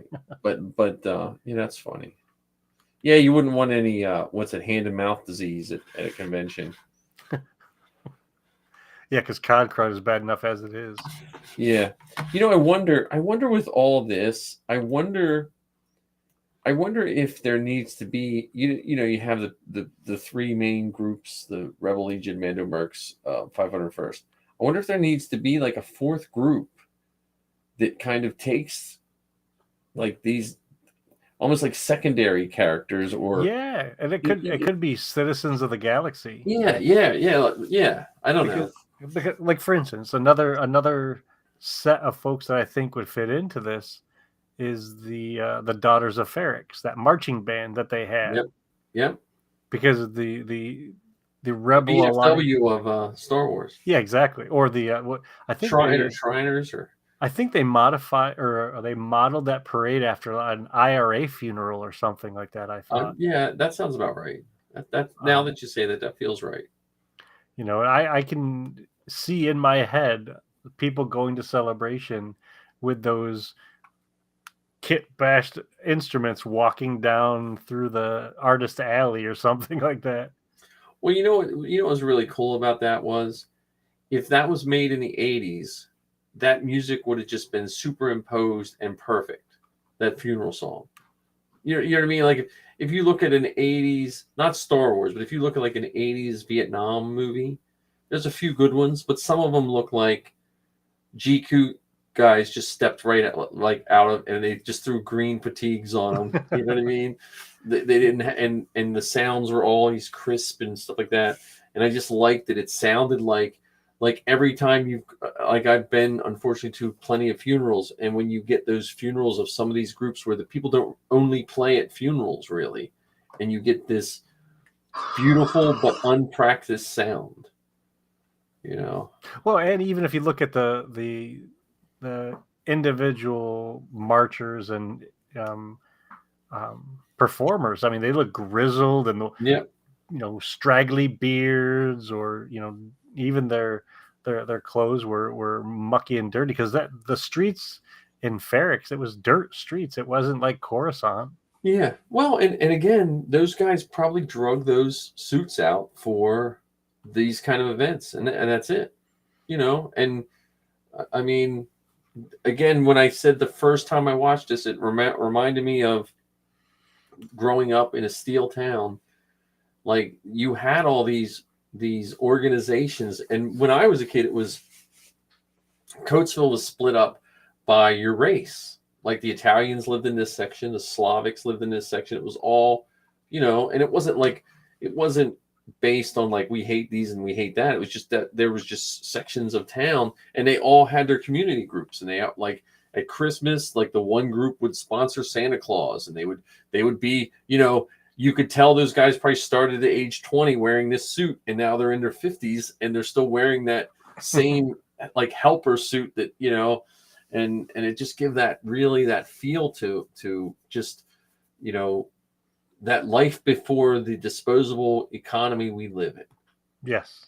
Where when I used to teach the Revolutionary War, I forget what movie it was, but they said, I went and heard a lecture from some historian dude, and he was talking about, if you ever see like a pre-industrial revolution movie where someone gets their legs shot off and they cut their pants, that would be unheard of, because those pants were so valuable. Any kind of fabric made, if you were going to get your leg cut off, you would say, save my pants, because you know what I mean? It was like someone's car, and it gives it that feel of that, the textiles that you just couldn't go to the local space Walmart and buy a new pair of pants or a new shirt, But yeah, I am curious to see what CRL comes out. I just hope it's fun. I hope it sticks to the theme of the running of the hoods. Yeah. Even though that's not, when I inquired about it at Chicago, they're not as fun of a group as I thought they were. Well, I think what's happened with them is they've, in an effort to become more organized, they've adopted a hierarchy. They've adopted, just like with most of these other things, it starts off innocent, pure, and silly, and now it's become so structured that, in some ways, maybe I'll just watch it from a distance. Well, because in Chicago, people are just showing up in anything. Like Colin and his girlfriend went, and she was dressed as an ice cream maker. And that was, they just ran. And then at Anaheim, they were like, you had to be an official one, and they weren't telling start time. Like, oh, and luckily I had a friend who was in, saying, here, this is where we're meeting. But and then they had the walking of the zombie troopers at Anaheim. I think it was a group of people that just wanted to do something without hierarchy, which was kind of cool. But yeah, I just think that'd be cool. Even those not the prison guards, but the corporate police uniforms. Oh yeah, that's another great. That was a neat looking uniform, and I could fit in the chubbier version of that old Irish guy. I could do that. John would have the tailored. Remember the guy that tailored his own? Well, he could be. Yeah, he'd be. I was going to say he'd be Cyril. Cyril. So. Well, and so you could have the Daughters of Ferrix and the marching band or whatever. You could just have the Citizens of Ferrix. You could have the Ajax Citizen we got to work on. Yeah, so you could have the Citizens of Tatooine, and going back to Ferrix, we should not leave out the Time Grappler. Yes, somebody has to make the Time Grappler, and I'm surprised that those files don't exist yet on for 3D printing. Those hammers they probably do. I'm still surprised. What I was expecting to happen was I was expecting those troopers to blow that whole tower up, like Saving Private Ryan style. Like I was expecting after he threw that trooper out for them to point one of those large E-webs and just destroy the tower. Well, I think they were so caught off guard that their only thinking was, to blast the people in the street. You know what that riot reminded me of is part of when the United States was in Somalia. Remember when that was on the news every night? Yeah, like Black Hawk Down, that kind of thing. Yeah. Not as much the movie part, but when it was on the news, when it was, they kept talking about, like, we were there to help and nothing, you know what I mean? And then the Empire was like convinced themselves that and not to get overly political about it, but then it's just that sheer mass of people. Like, it doesn't matter what you have, a mass of people is a mass of people. You bet. Well, I think, I am giggling a little bit when you said you don't want to get too political. That, Tony Gilroy has said he researched, revolutions around the world. Yeah. In the creation of this show. Well, no, I mean, I think his show was as George Lucasy as you can get, in the sense that it was showing the bad part of imperialism, of the Imperials, and then you can read into that exactly what George Lucas was saying, because he grew up in that time where you had kids, you went from racing cars with your friends to hearing that they were killed in Vietnam, where most people couldn't even find on a map a couple months later, you know. So yeah, that was man, that was a good, that's a And good. even the Narkina 5, so the prison, we know that there's seemingly deliberate connections between that and THX. Yep. And I was listening to a different podcast earlier this week, and they had a chance to talk with the writer of those episodes. And he said it wasn't deliberate. It wasn't until after it was all put together that they sat down and noticed those similarities, noticed those connections. Yeah. Well, and again, I think it was still adding to the bigger picture of what George Lucas was, THX was kind of poking the thumb, which was not nearly as bad as it is nowadays, you know. So yeah, it was. I mean, and as much as people might not want to admit it, I think that underlying realism is what makes something good.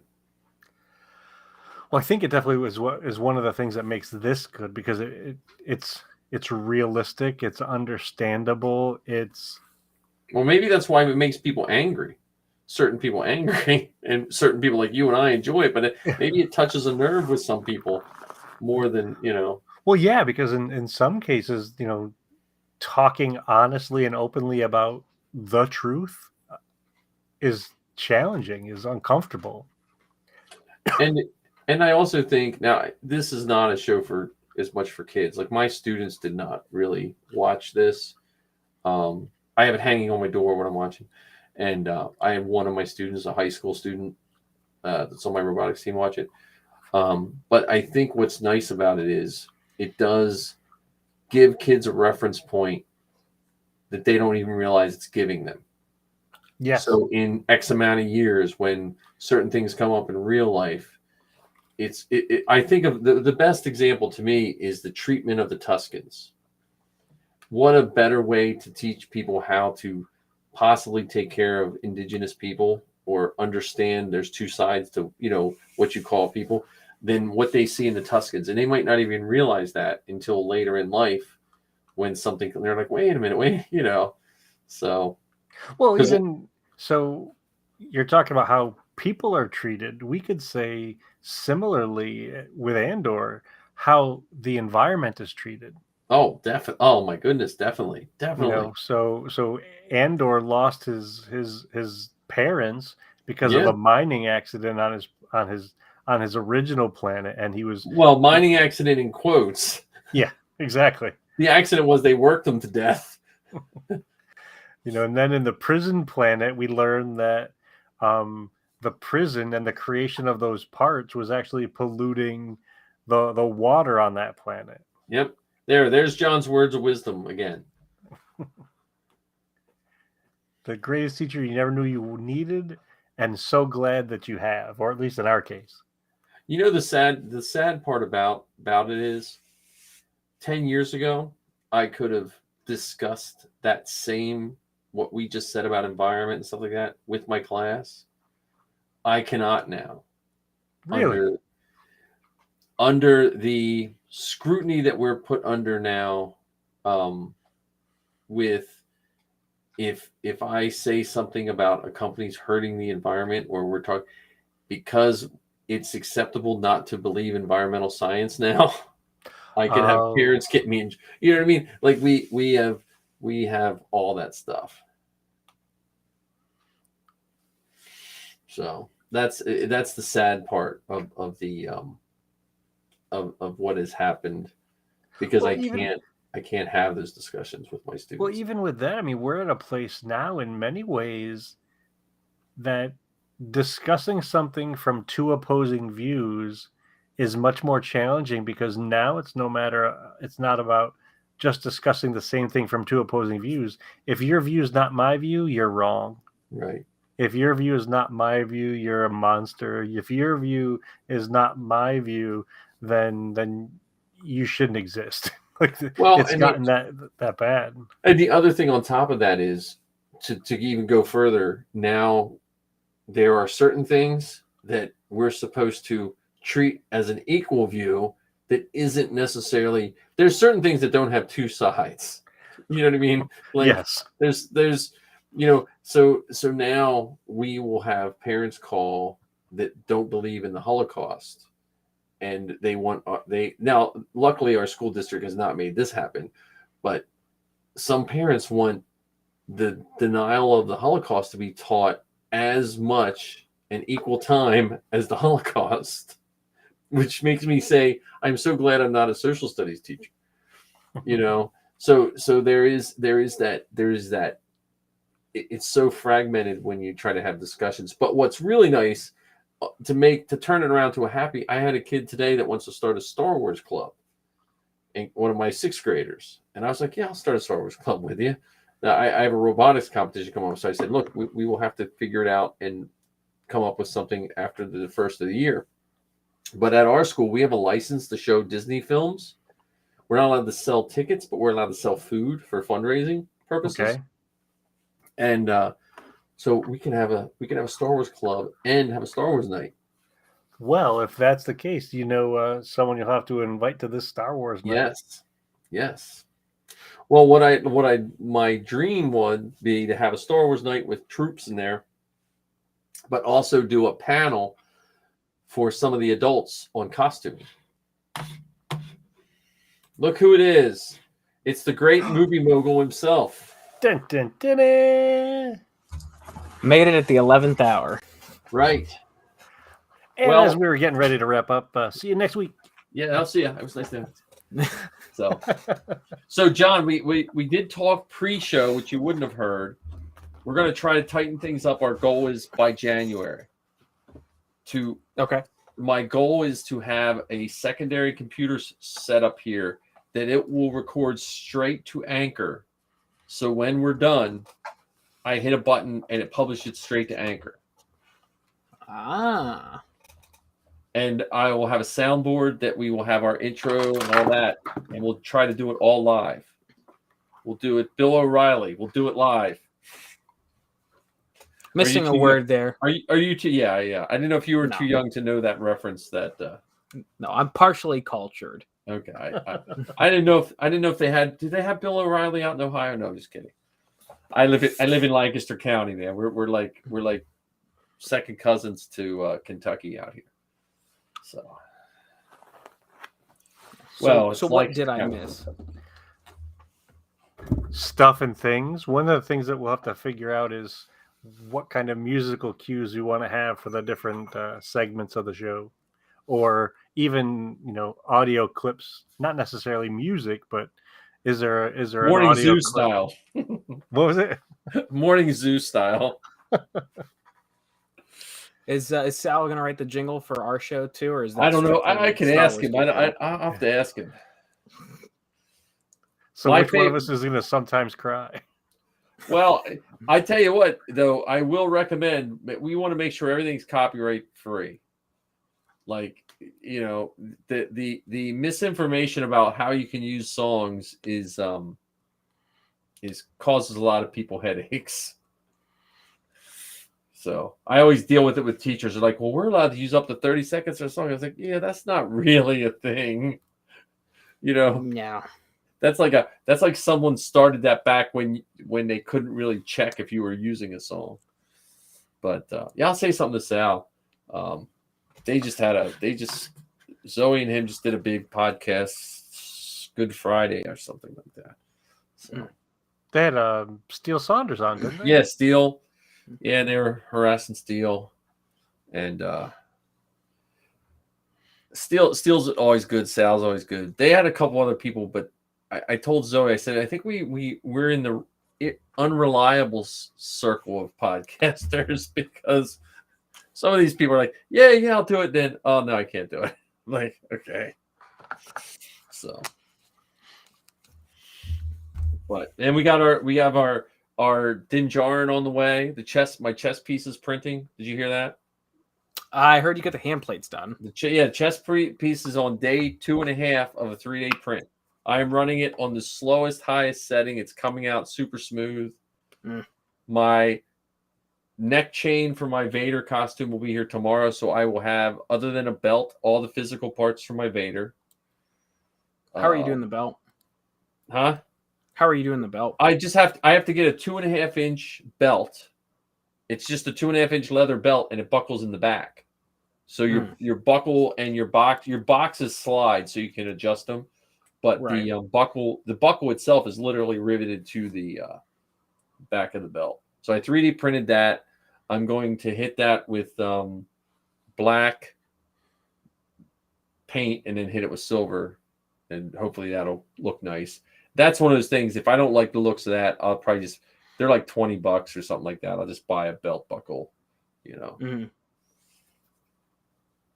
So. And that's what I was going to ask you. So I bought my Din Djarin from Great Ape. I don't know if you ever heard of him.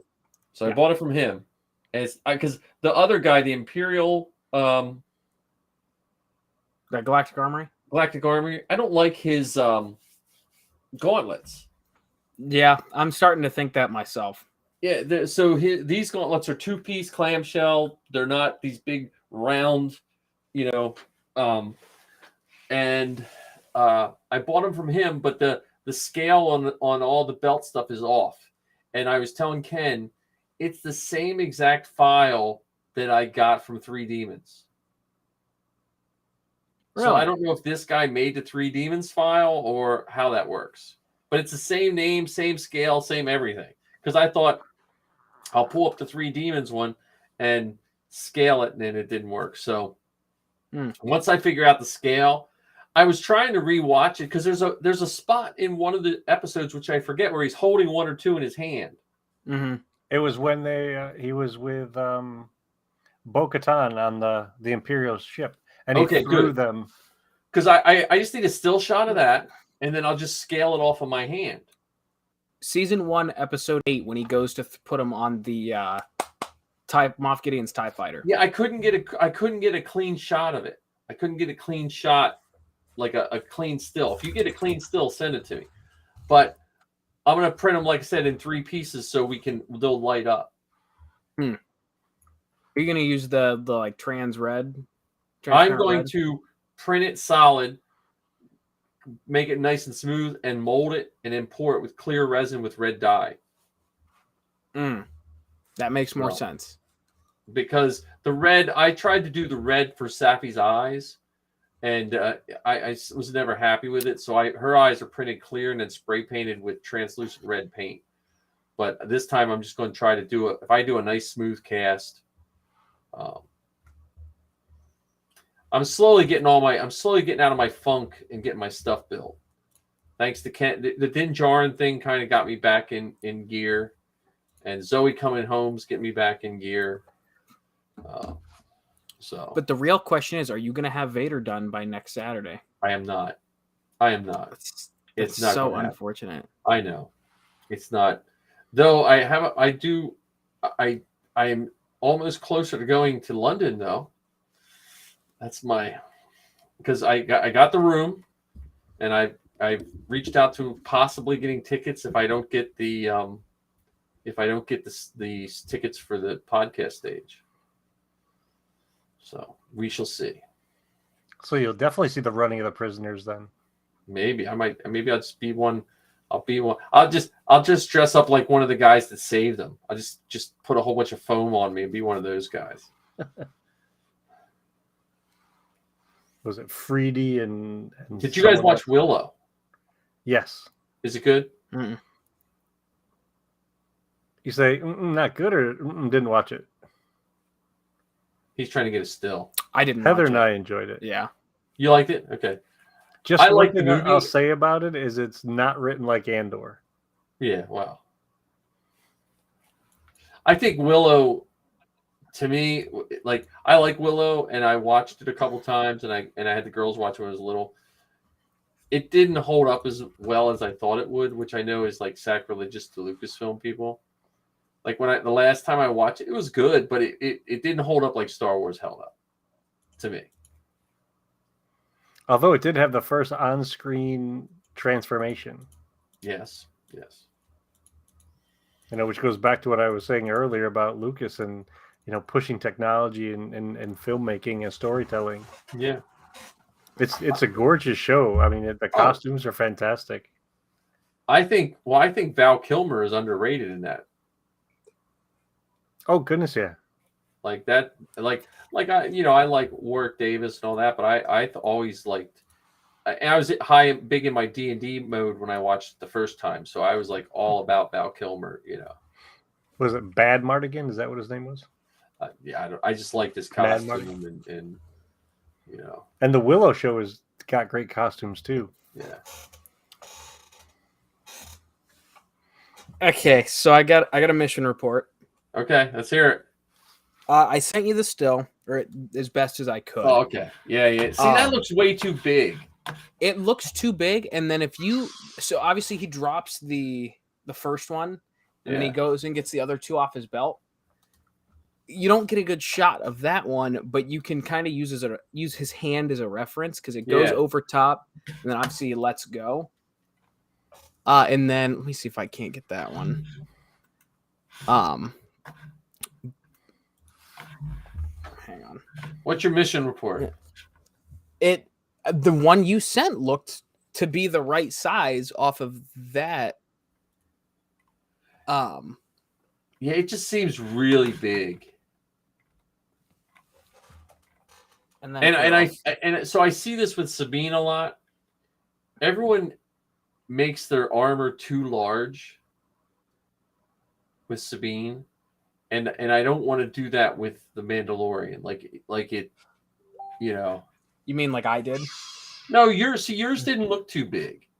See, I had a reference picture. What I was doing for the reference picture is I had a reference picture somewhere and I can't find it, where I was trying to gauge it off of the hand plate. Because I had the hand plate, and there was one, I think he was setting it, and maybe it's in episode 3 or something where he's setting it on the wall. Mm-hmm. And then I can use the hand plate because I have a hand plate and I can measure it off of our hand plate, if that makes sense. Yeah. Because these hand plates I printed them straight up and down, and they are so nice. Like we hit them with. I'm gonna try. I'll probably print a third pair. I'm gonna hit one with that Duplo paint and see how it smooths out. Yeah. Did your Vader chest box give you any indication of how well it is to smooth out those prints? So the Vader chest box had some working on it. Like so that came out nice. The belt box with Duplo came out super smooth, other than there's a crosshash in the file that I can see. So I think what I'm going to do is I'm going to bring it in the light and see what it looks like, and I'll probably wet sand it and hit it again with the Duplo going the other direction and see what happens. Because my only fear with a lot of guys using, I like the automotive filler. I don't know what you use, John, but I like the automotive, and I like that idea of the acetone automotive filler. I worry a lot of these guys using the wood filler, it's not going to last. Like some of these guys are like, they're putting on this water and it looks beautiful, but we all wear this stuff, And Ken, how many times have you banged your armor? I don't want to bang my armor and all of a sudden, And that's why if the Duplo does anything, even if it takes 4 coats, if it's going to last when it's on, Right. Yeah, I will not touch wood filler because I feel like it would just crumble after a year or two. That's what I've been, because at least the other stuff is made to be in a car. Yeah, see the Regal Robot ones, I think they're too big. The Regal Robot magnets, because I think they're made, they're like, to hang things up. So I'm just saying that you make it smaller than that. Yeah. So, okay.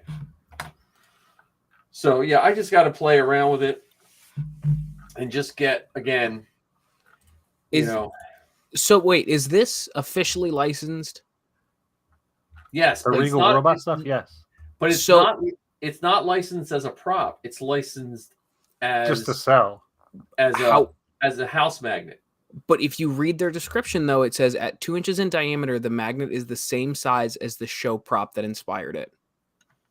All right, 2 inches. So if it's officially licensed, I don't think that Lucasfilm would let them advertise like that.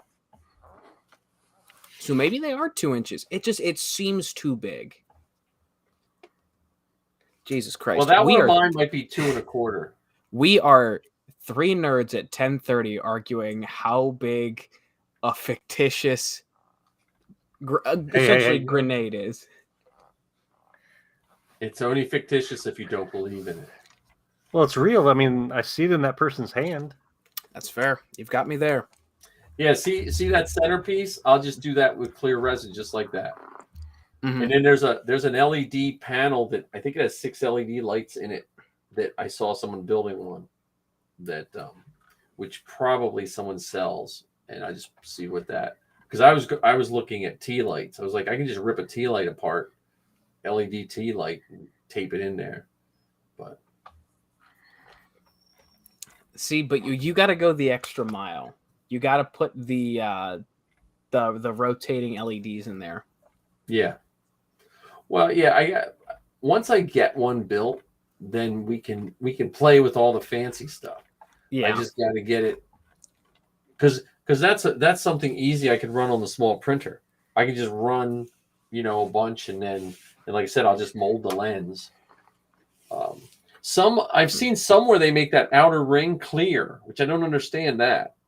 The one guy was making the little outer ring clear where you turned it to turn it off and on. Yeah, I have seen that. So, yeah, I think as soon as I'm done piecing Krennic together for my dad, which looks good, by the way. Okay, so so you had the cosplay Sky flight suit at one point. The cheap snaps that they use, the little plastic ones. Yeah. Same thing on his costume, which it works. I had him take it to the dry cleaner. They not the tunic, but the cape. They melted the snaps and they sent it to alterations without telling us. So that's my next hurdle, is trying to find snaps that I can use to fix the cape that are identical to the ones that are already on the tunic, or totally replacing them. Put magnets on it. Put rare earth magnets. That's what I was thinking. That was my next. But the problem with rare earth magnets is they'll move. That's true. Also, then with that kind of suit, when you put it away, too many soft goods with rare. Then they wind up like sticking to each other, and you got to pull them apart, and that just wears them out. Mm-hmm. But that looks good, man. Your dad, Yeah. So I will say though, after the last episode of Andor, I don't want to be a TK. No, not after the way that they just open fire on citizens in a parade. Well, what are you gonna do? What are you gonna do? You mean they opened fire on those riotous people that were trying to disrupt order? Yes. It's funny. It's funny, like how people look at things. I work with a guy. So I don't. You guys watch The Walking Dead? Yeah, I used to. He really likes Negan. Like, he thought Negan's character was a good character and did what had to be done. And I look at him differently now. I'm like, really? Really? like I like the guy who plays him, and I think that, but that's why I think us stormtroopers are just stormtrooper apologists,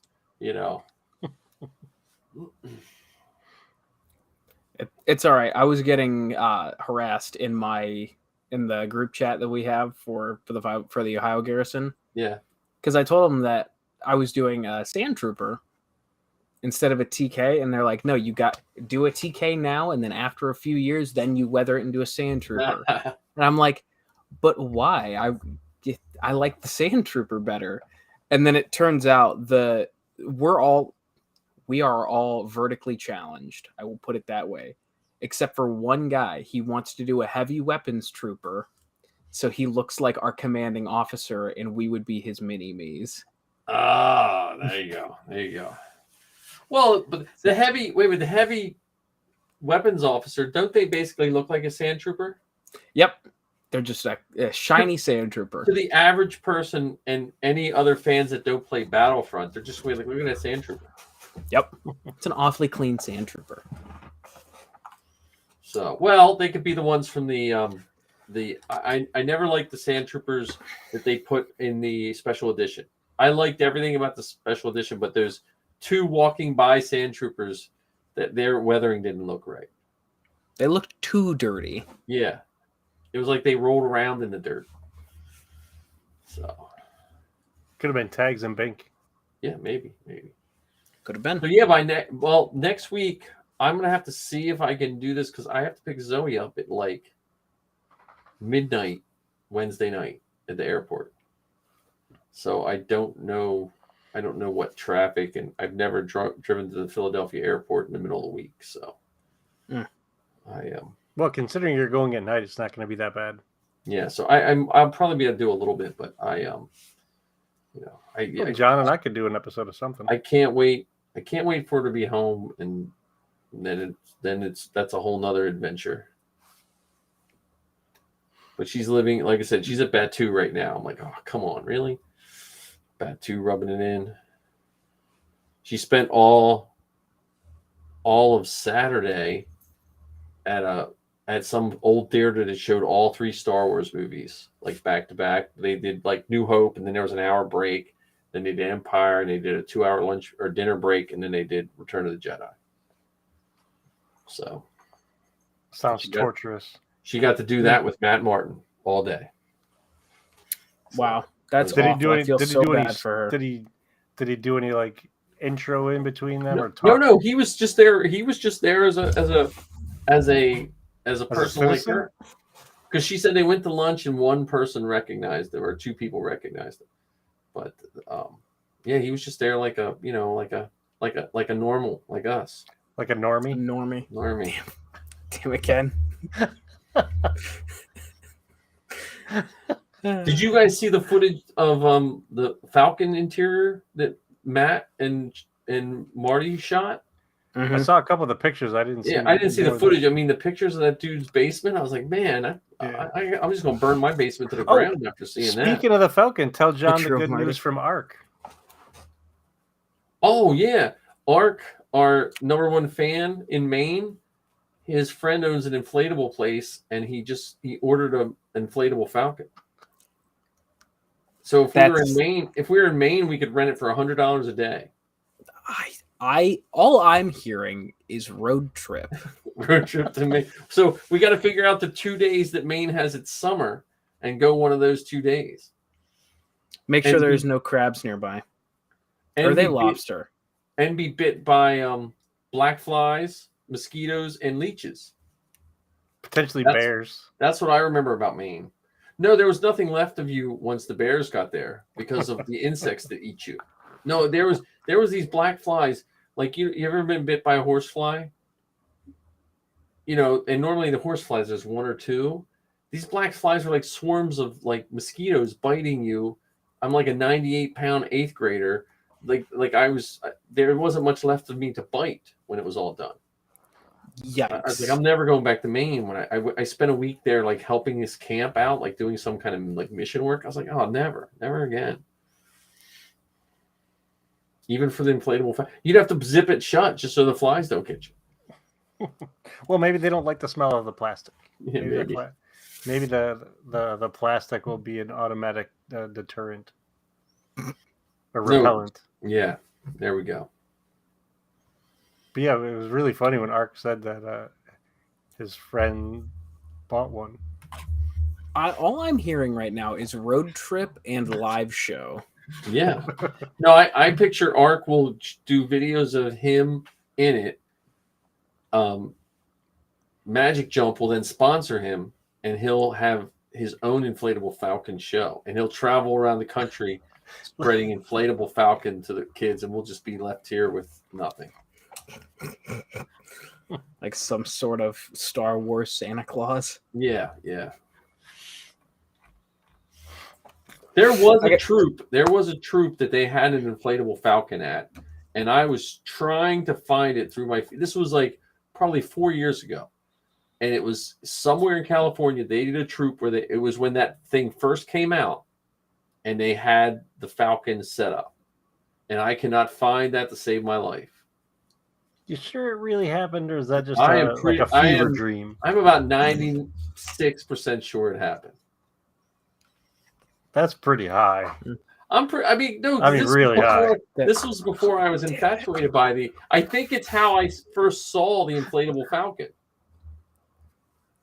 because I think I pointed the inflatable Falcon out to you, gentlemen. You did? I believe so. And I think that's how I found out about it. There was a troop that did it. See, I don't know if that's the case, or it just happened to show up in your feed, because I know that if you have Facebook open and talk about too much stuff around it, it picks up on your voice. Like, we were in class once. I was teaching a class, and for whatever reason, I was talking about cat carriers. And somebody, when they got home, sent me a screen grab of their Facebook feed, and it had these advertisements for pet carriers. Like, what the heck? You know what they say? Whenever, you know how you have to say, like, hey, Google, Alexa, or anything like that? That's not when they start listening. That's when they start answering. Yeah. They're always listening. Oh, I always wonder if I need one of those like cheese glass things to put over our Alexa, or whatever it is. And then I said to Missy, I felt like a senile old man in the store the other day, because I started to say, Alexa, what's the weather outside? I was in the grocery store. Yeah, you could have just played it off like Alexa's your niece. Like, where's Alexa? Alexa, where'd you go? See, I can do that because my best friend's name's Alexa. Yeah, she hates it when I do that. We have a Missy's niece is named Alexa, and if we're talking about her, it starts going nuts. It's like. So. Oh, that's too funny. Do you ever ask Alexa to randomly tell you a joke or anything like that? Oh, yeah. And then I yell at her and make fun of her and then get her mad. Like, I'll say mean stuff to her. To your niece? No. Well, sometimes. No. That's what I'm talking. No. I was asking if you ever play the joke on your niece, asking her to tell you a joke like you would Alexa, but then you went down the path of yelling at her. Like, this is too light. This is too real. She's my favorite. She's my favorite niece. She was born when I first started dating Missy, so she has like a special. She was like one of the first kids I ever met. Because I never even when I was a kid, I wasn't around kids. So, But so, how much fun did you guys have on the Forces Behind Star Wars the other night? Oh, dude, that was so much fun. Oh, I know I was silent for like the first 30 minutes, but I was just soaking it all in. Well, I said when you weren't listening, I said John sits back and lets out his words of wisdom. Yeah, he just drops it and then watches the. There you go, buddy. You're like that, that meme of that chef throwing the Salt Bay? Yeah. I love Salt Bay. Well, I got to ask, what is the plan for next weekend? Do we have a plan yet? I may not be there. That's the terrible plan. Yeah, that makes two of us. I know. What? I know. Only because Zoe's coming home a day later and Sappy has finals on Friday. So my window of opportunity is getting smaller and smaller every day. I just had to spend $2,200 on fixing both of our cars. Oh man! Yikes. So, well, I woke up to a hole this size in my car. My whatever you call it. What's the fascia that runs down the side of the car? Oh, the ground effect? Yeah, Saturday after Thanksgiving, I walk and look at my car and the ground effect's hanging off. I'm like, what's that? And I touch it and the whole thing I was like, ah. So that was my Saturday after Thanksgiving, was fiberglassing and puttying the whole side of my car. You can't see it because it's under the ground effects, but I was like, how did that happen? I have rust on the one corner because I had a body shop fixed it for me years ago, and I think when they fixed it, they didn't do it right, and the water ran down inside the body, and it rusted out that one spot. Uh-huh. Because it's weird, because it's not in a spot. Like, if it was rusty there, I should be able to go over to the other side of the car, and it should be just as bad, and it's not. So Gotcha. I just need to keep it alive till the 2024 Volkswagen bus comes out. And then you can start living in your van. Yeah. I just need an electric car. That's all. Or a Corvette. Yeah. Not enough seats in a Corvette. So I was driving, so I couldn't chime in. The Corvette is parked for the winter. Oh, okay. Did get a new car. What'd you get? So you're driving a Chevette. Close. I'm driving a 2006 Monte Carlo SS. Oh, nice. That's like the Corvettes. That's not even close to a Chevette. No, it's close enough. So when I was a kid, all the Amish kids drove mid-70s Monte Carlos with the big long front end, and they would all hide them behind, like, people. Like, you could rent, if you had any extra space, you could just rent it to an Amish kid to hide their car. And then like, were they rebelling? Is that what it was? No, they would just, like, for 1 or 2 years, just every weekend they get their Monte Carlos and they drive around. Usually they drive around in a field and play volleyball. And they would keep all their clothes, and they would all wear kangaroo sneakers. If you guys remember kangaroo sneakers back in the day. With the pocket on the side? Yeah. Because the one Amish store sold kangaroo sneakers. So they would buy white kangaroo high tops and heavy metal band shirts. And on weekends, you'd see these kids with black Amish pants on, but these white kangaroo high tops and some heavy metal band shirt hanging out in their Monte Carlos. That sounds like a really weird gang. Oh, yeah. It was, they just did it on weekends, like usually like a Saturday, and then they just go back to church on Sunday. Well, they had to pray for their sins.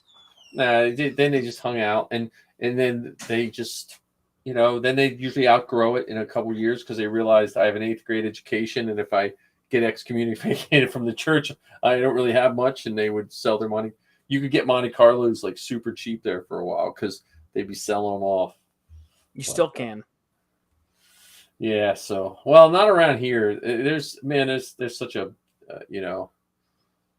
there's not as many good old Monte Carlos. I like the old, was it the black? They came in black and maroon, I think, with the SSs and stuff. Yeah, the early to mid 80s. Yeah, they were just boxy, but they were one of the few muscle cars still being made that the average person could afford. Well, that's unfortunate because I know I was very much looking forward to Steel City. Well, I was, and I am, but I'm just, it's like my beginning of Thanksgiving was, hey, we're going to do this, and then it was like, well, no, I got to do this. And I got to do this. And I kept calling the hotel, and they're like, you still got to pay $900 for a room. And I was like, So I was just like, Yeah, my dad and I are staying at the Motel 6 down the road. Yeah. And then we'll see with 000, it's just, I have to be at the hotel. Like, I can't, because there's nowhere to change. They used to give us an awesome changing room. Because even Zach from, I felt bad because he just emailed me last night about Steel City, and I was like, I said right now I'm about 50-50. Because I don't know if you met Zach Tyke. When you do go, you got to meet Zach Tyke. He's the head of Starkiller, and he's awesome. And he's also a droid builder. When you walk in, about 20 feet in, there's a guy on the left that sells pops and decals. Right there on the left, the main thing, that's Zach Tyke's stand. Oh, what costume does he do? I'm not sure, to be honest with you. Is he either a short trooper or a TK? I'm not sure. He has glasses, dark hair, shorter guy. He probably does 1 or 2, but he was the head of Starkiller for the longest time. And he, like I said, he's just such a nice guy. I think I have a picture with him. Yeah. So, but yeah, he's always good because they always go and eat somewhere like Friday and Saturday night. So like I'd reach out to those guys because a lot of times I'll go to the Hibachi Grill over at the mall. But Zoe's going to LA Comic Con Friday. Yeah, I'm going to Galaxy Con on Saturday. So here, I'll give you the same question. What do you think a ticket LA Comic Con costs for a Friday? $80. You're going to $35. I said 75.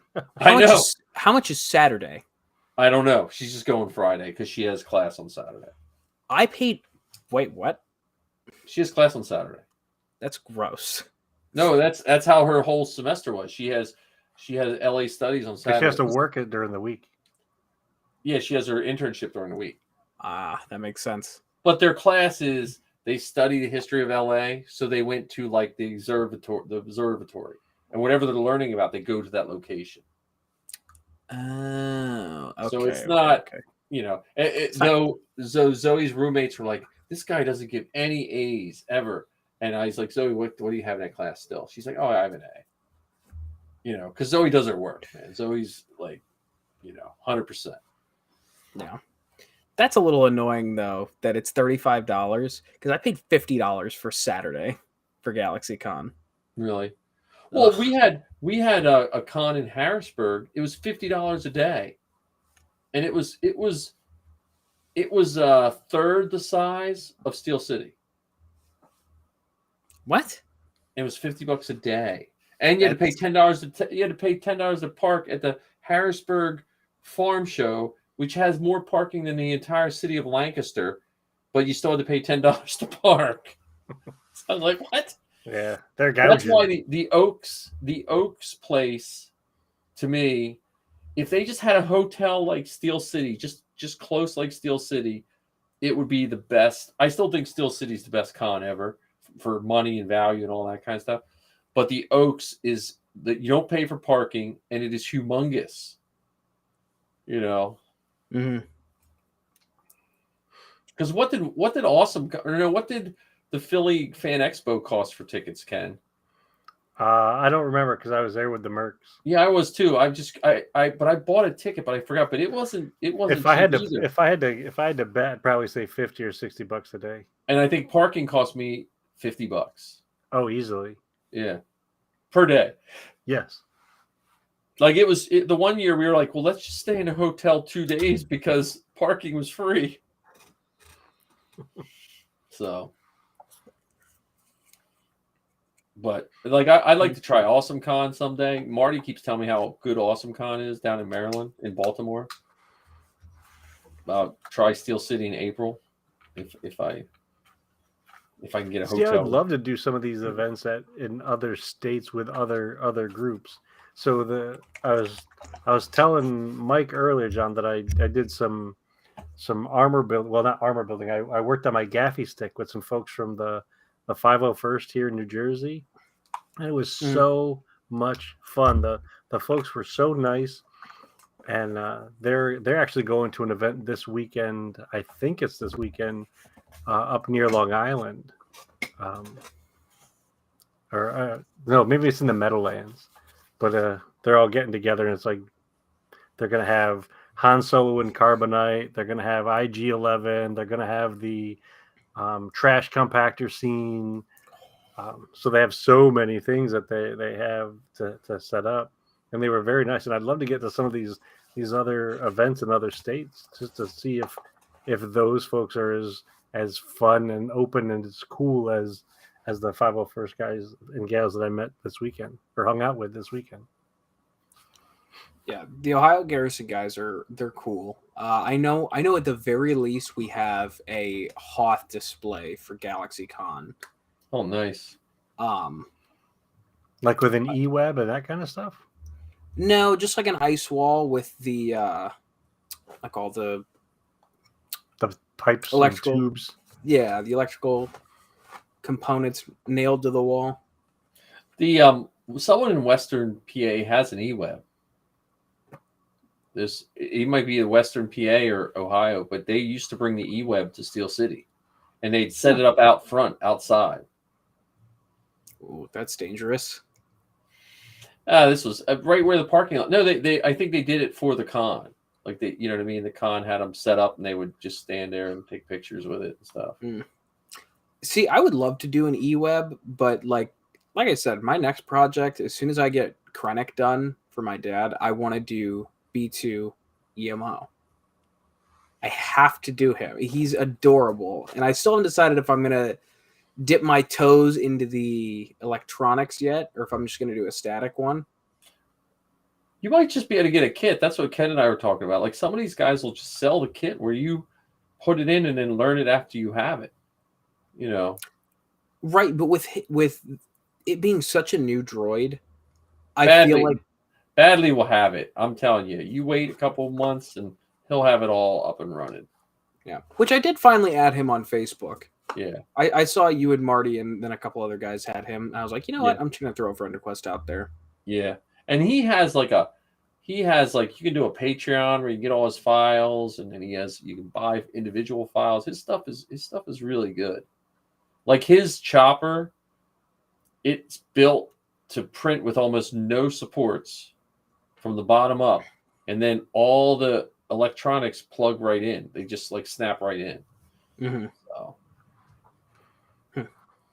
I need to build a droid. Yeah, I think I'm gonna start. I think with a mouse droid. After watching Marty drive his mouse droid around when we were at the Oak Center the other week, I was like, that was pretty cool because he had a Bluetooth speaker in it playing music and stuff. So that'd make for a fun armor party. Yeah. You get a bunch of people together just tinkering on a mouse droid. Yeah, well, the best, like there's someone makes a vacuum body. I think maybe Imperial Surplus makes one. They make the vacuum body. It's just you got to buy the car, and then you buy the car, and you just have to. And that would be a good party because you got to do some mods to it. You have to take off the springs, and there's these spacers you put in, and pretty much once you have the vacuum body and the car, everything else can be 3D printed. Even the tires. Some guys even go as far as printing the exact type Hmm. tires too, with the rubber filament. They have rubber filament? Yeah. Flexiprint. Wow. I would leave the tires on. I mean, no one's going to give a crap about the tires. But like Toga's, there are those nerdy purists. Toga's mouse droid opens up, and it's a little mouse in an Imperial uniform driving it. And Toga's took out a kid too. Nice. The droid builders tell, like, anyone that has an R2 droid, they always have a kill switch on the droid where they can shut the power off to the feet. So if their droid's sitting there, you'll see them reach under and flip a switch. So even if someone grabs a remote, they can't drive the R2. Mm-hmm. Well, Toga had his pit droids or mouse droid sitting there, and he set his controller down, and his little kid walked over and grabbed that sucker and squeezed that trigger, and that mouse droid just took off and plowed over this little 3-year-old. That's a YouTube video we need to see. Oh, I just got done taking pictures. Like if it would have been a second sooner, I would have had it on video. Because I had just taken a video of Marty and his Chewie, and then we were like moving stuff, and it was an Air and Scare one year, and Toga just got excited and set his thing down. So no one was hurt. I think he broke some pieces off the droid, but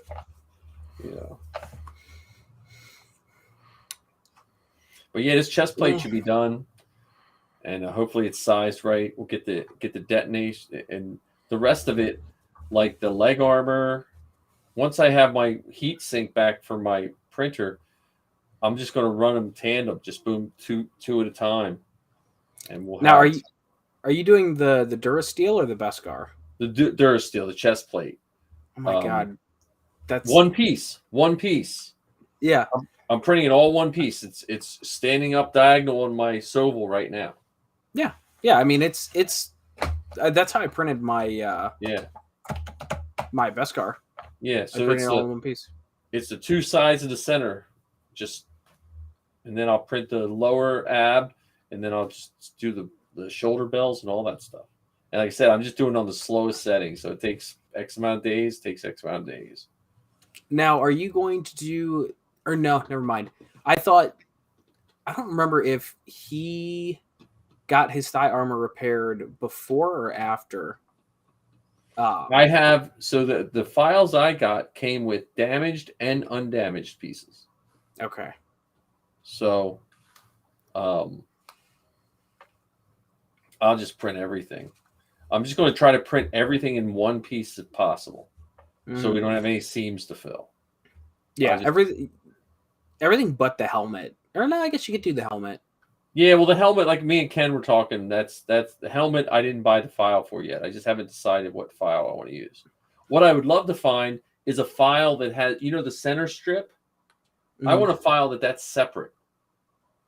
Good luck. So I can lay it on its side and print it. Yeah.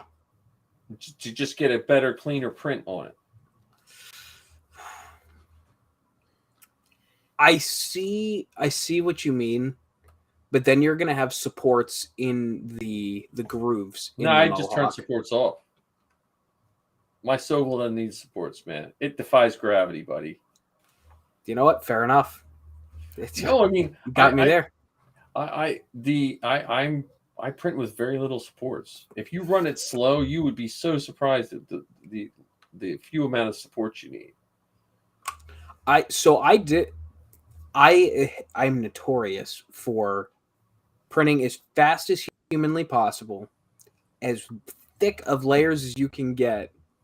But whenever my dad asked me, he's like, "Can you 3D print the blaster for me?" Because like I don't want to spend this amount of money on something that is exactly the same, made the exact same way that you could. Yep. So I'm like, yeah, fine, I can do that. And I was going through and I was like, oh, I could have this done in like 18 hours. But then it's got a lot of like fine details. It's like, I don't want to go through and clean that up. So I was like, you know what? I'm going to take a page out of Mike's book and make this as slow and fine layers as I could. And it was a grand total of 6 days, 2 prints, 6 days. But it is one of the cleanest things that I have printed. I'm telling you, I think we were all in the 3D printing world. When they first came out, they were so tiny that it didn't really matter what speed you had them on because you could only print so big. And then when the bigger prints came, everyone was like, "Look, I can print this, and I can print this, and I can print this," and we forgot, So I'm just because I did all those buckets for Zoe, and I was doing them on a fast. And the problem is, as soon as they got hot in the sun, they started warping. I'm like, nah, you know what? I'm gonna just slow this sucker down. Eventually, if I think my next move is a resin printer. John Rodriguez has me pretty much convinced that I have to get a Jupiter resin printer. Aren't those things like $1,200 now? Yeah, no, they're like 900. You can get them for like 900, I think. Right. One of the large factor, like large build plate ones, or just like a standard. The Jupiter's the biggest, really big one. Like you could do like a half a helmet on it. See, if you're already spending that kind of money, you may as well spend the $1,500 on the 500 by 500 one. What, on a liquid resin printer? I've seen a liquid resin printer that you can print an entire helmet for $1,500. I think it was either 15 or 16. It was not as bad as I thought it would be. Yeah, well, I'm going to look into it. I mean, I'm nowhere near being able to afford any of that. But I look at what John. You sell a kid. I could. But if John, if this Prince John is pulling off of stuff, it's remarkable. And then they have that new water washable liquid filament, which is a lot less ending work. But that being said, the other thing is, I think one of my printers I'm going to convert to a 0.1 nozzle, which is the smallest nozzle you can get, and it takes forever to print stuff. But then I like to see what that does, because if you get a good clean print, Yeah. Well, that might be one of the things that you use to print things like blasters that have finer detail. Yep. So that way you don't have to worry about cleaning all that stuff up after it's printed. Well, that's the art and the science. Like 3D printing is that mix of art and science, because you can take the same file and depending on how you orient it, and that filament that replaced the filament I'm using, John, is nice. I got it for $8.50 a roll. Is that the GS3D stuff? Yeah, well, it's the company that replaced GS3D. I forget their name. starts with an F, I think.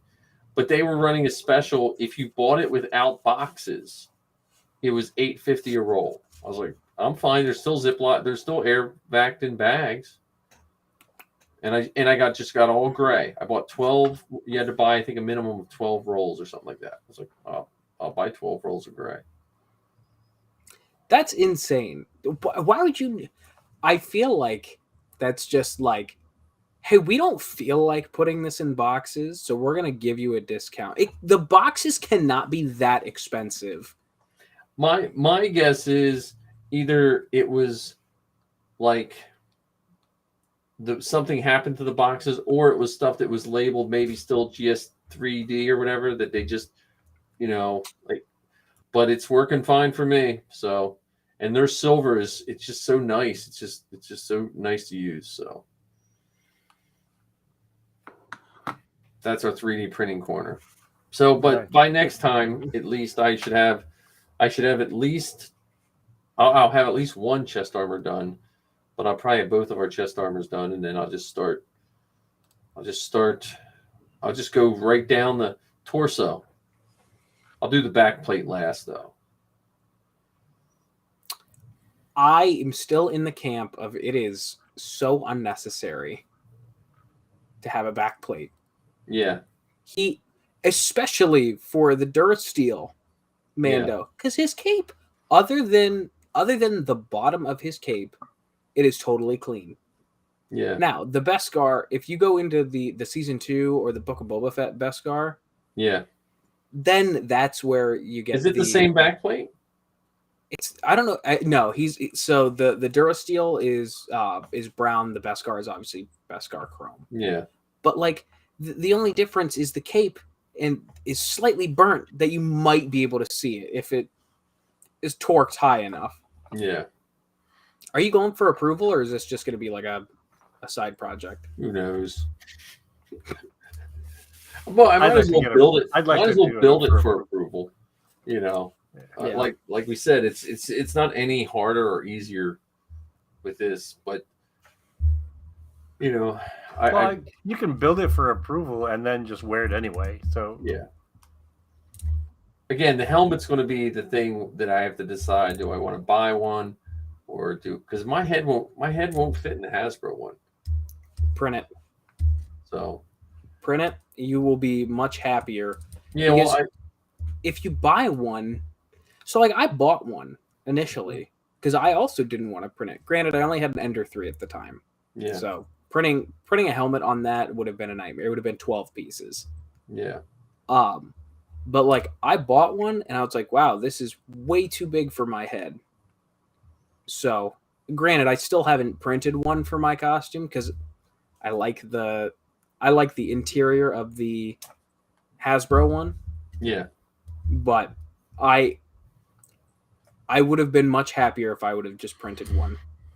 Well, like I said, if we talk to Sean, who makes them, I forget who he painted them for, but his it was another prop organization. Yeah, he had a collaboration with them last summer, I think it was. Yeah, but I think he still has the mold too. Like I think he's the one that made the mold.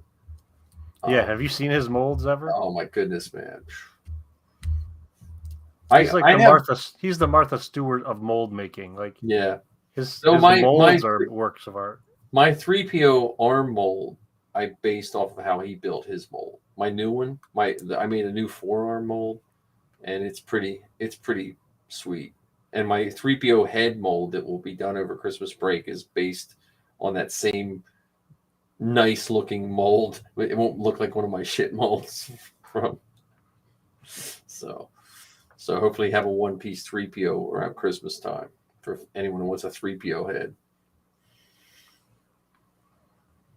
I want to get another 3PO head so I can make it like a stick puppet because I want to have it sing my theme song for the Rambling Star Wars fan. Nice. Well, I'll have one. So the one I'm making now is going to be a one-piece head. So you don't have to put it together. You literally just pop the eyes in and you just reach up and run the wire.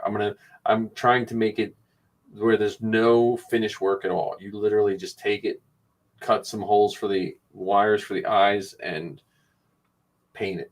Yeah, I'd like to be able to just have it so you like. I envision that inside it. There's a handle.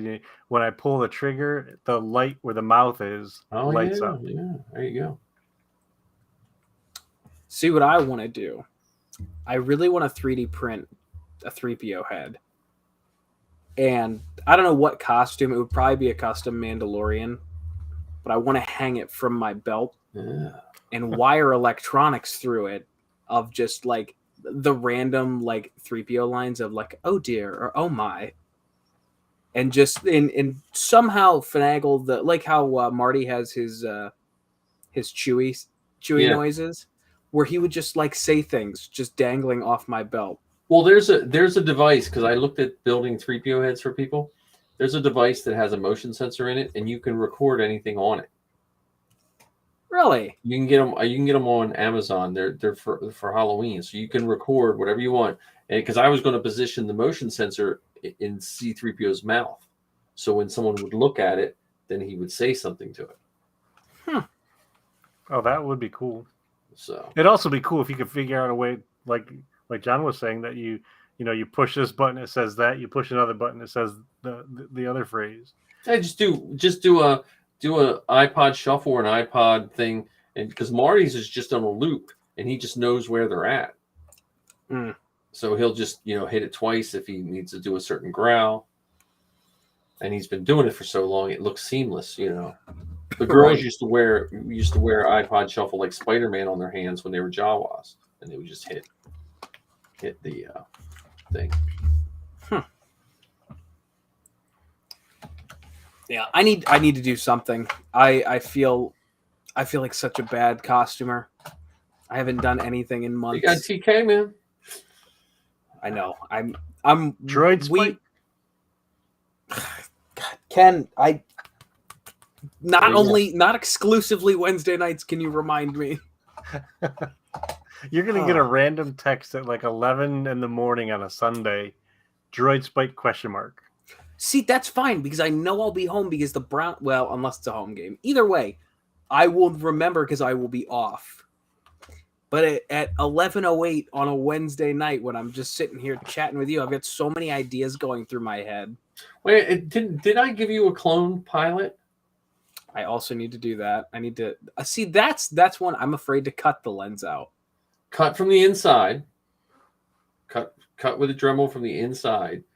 And you can fix that. You can fix it with steel stick or water weld if you mess up. And then the tubing is just like pond tubing. Corrugated. Yeah. Yeah. Did I give you the back pieces for the back of it? If I didn't give you 2 back pieces, let me know, because I still have a pile of cards to send you. I can make a set, but check to see there's these 2 little nubbins that go on the back that the hoses actually connect to. I thought I did, but it. No, you just gave me the helmet and the chest box. All right, then I'll have to get you those nubbins. Get yourself make the guy with the lizard face. What's that one? No, you should make a World War II-esque one. A remnant. Like do a custom. Like paint it up like a flat green and put some, do a. Well, consider the clones came before TKs, right? Yeah. Mm-hmm. So you should do World War I. World War One, yeah. Well, yeah, but they didn't really have many fighter pilots in World War One. They were more just. That wasn't really. I think that was more. I don't know what they wore because they just wore the leather caps, bomber jackets and stuff. Oh yeah, with the ear flaps. Mm-hmm. Yeah, I have so many things on my list of things to do. My world, man. Because I still want to do the Han Solo and Carbonite because I've got the face. I just need to. Where'd you get the face? It's yours truly, Mike Hinton. I have a mold for the face. Not the hands. Well, the hands. I looked at the hands, but I couldn't find a set of hands, so I just printed. We did one for someone where we actually printed the hands. They wanted to use them to hang keys on because I made that mini Han and Carbonite. If you want like a framed picture of Han and Carbonite, I made a small one that you can just hang on your wall. And then one guy wanted hands, so I just 3D printed hands that he put on on the wall by themselves. Gotcha. But I also have just the face mold of the face. Yeah, he had an extra one lying around, and he was like, "Hey, you want this?" And I'm like, "Yeah, we filled that bed up. Yeah, filled that bar up." Oh, so many goodies.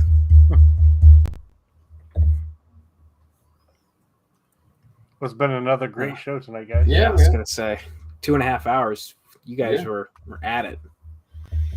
Yeah, it was a good show.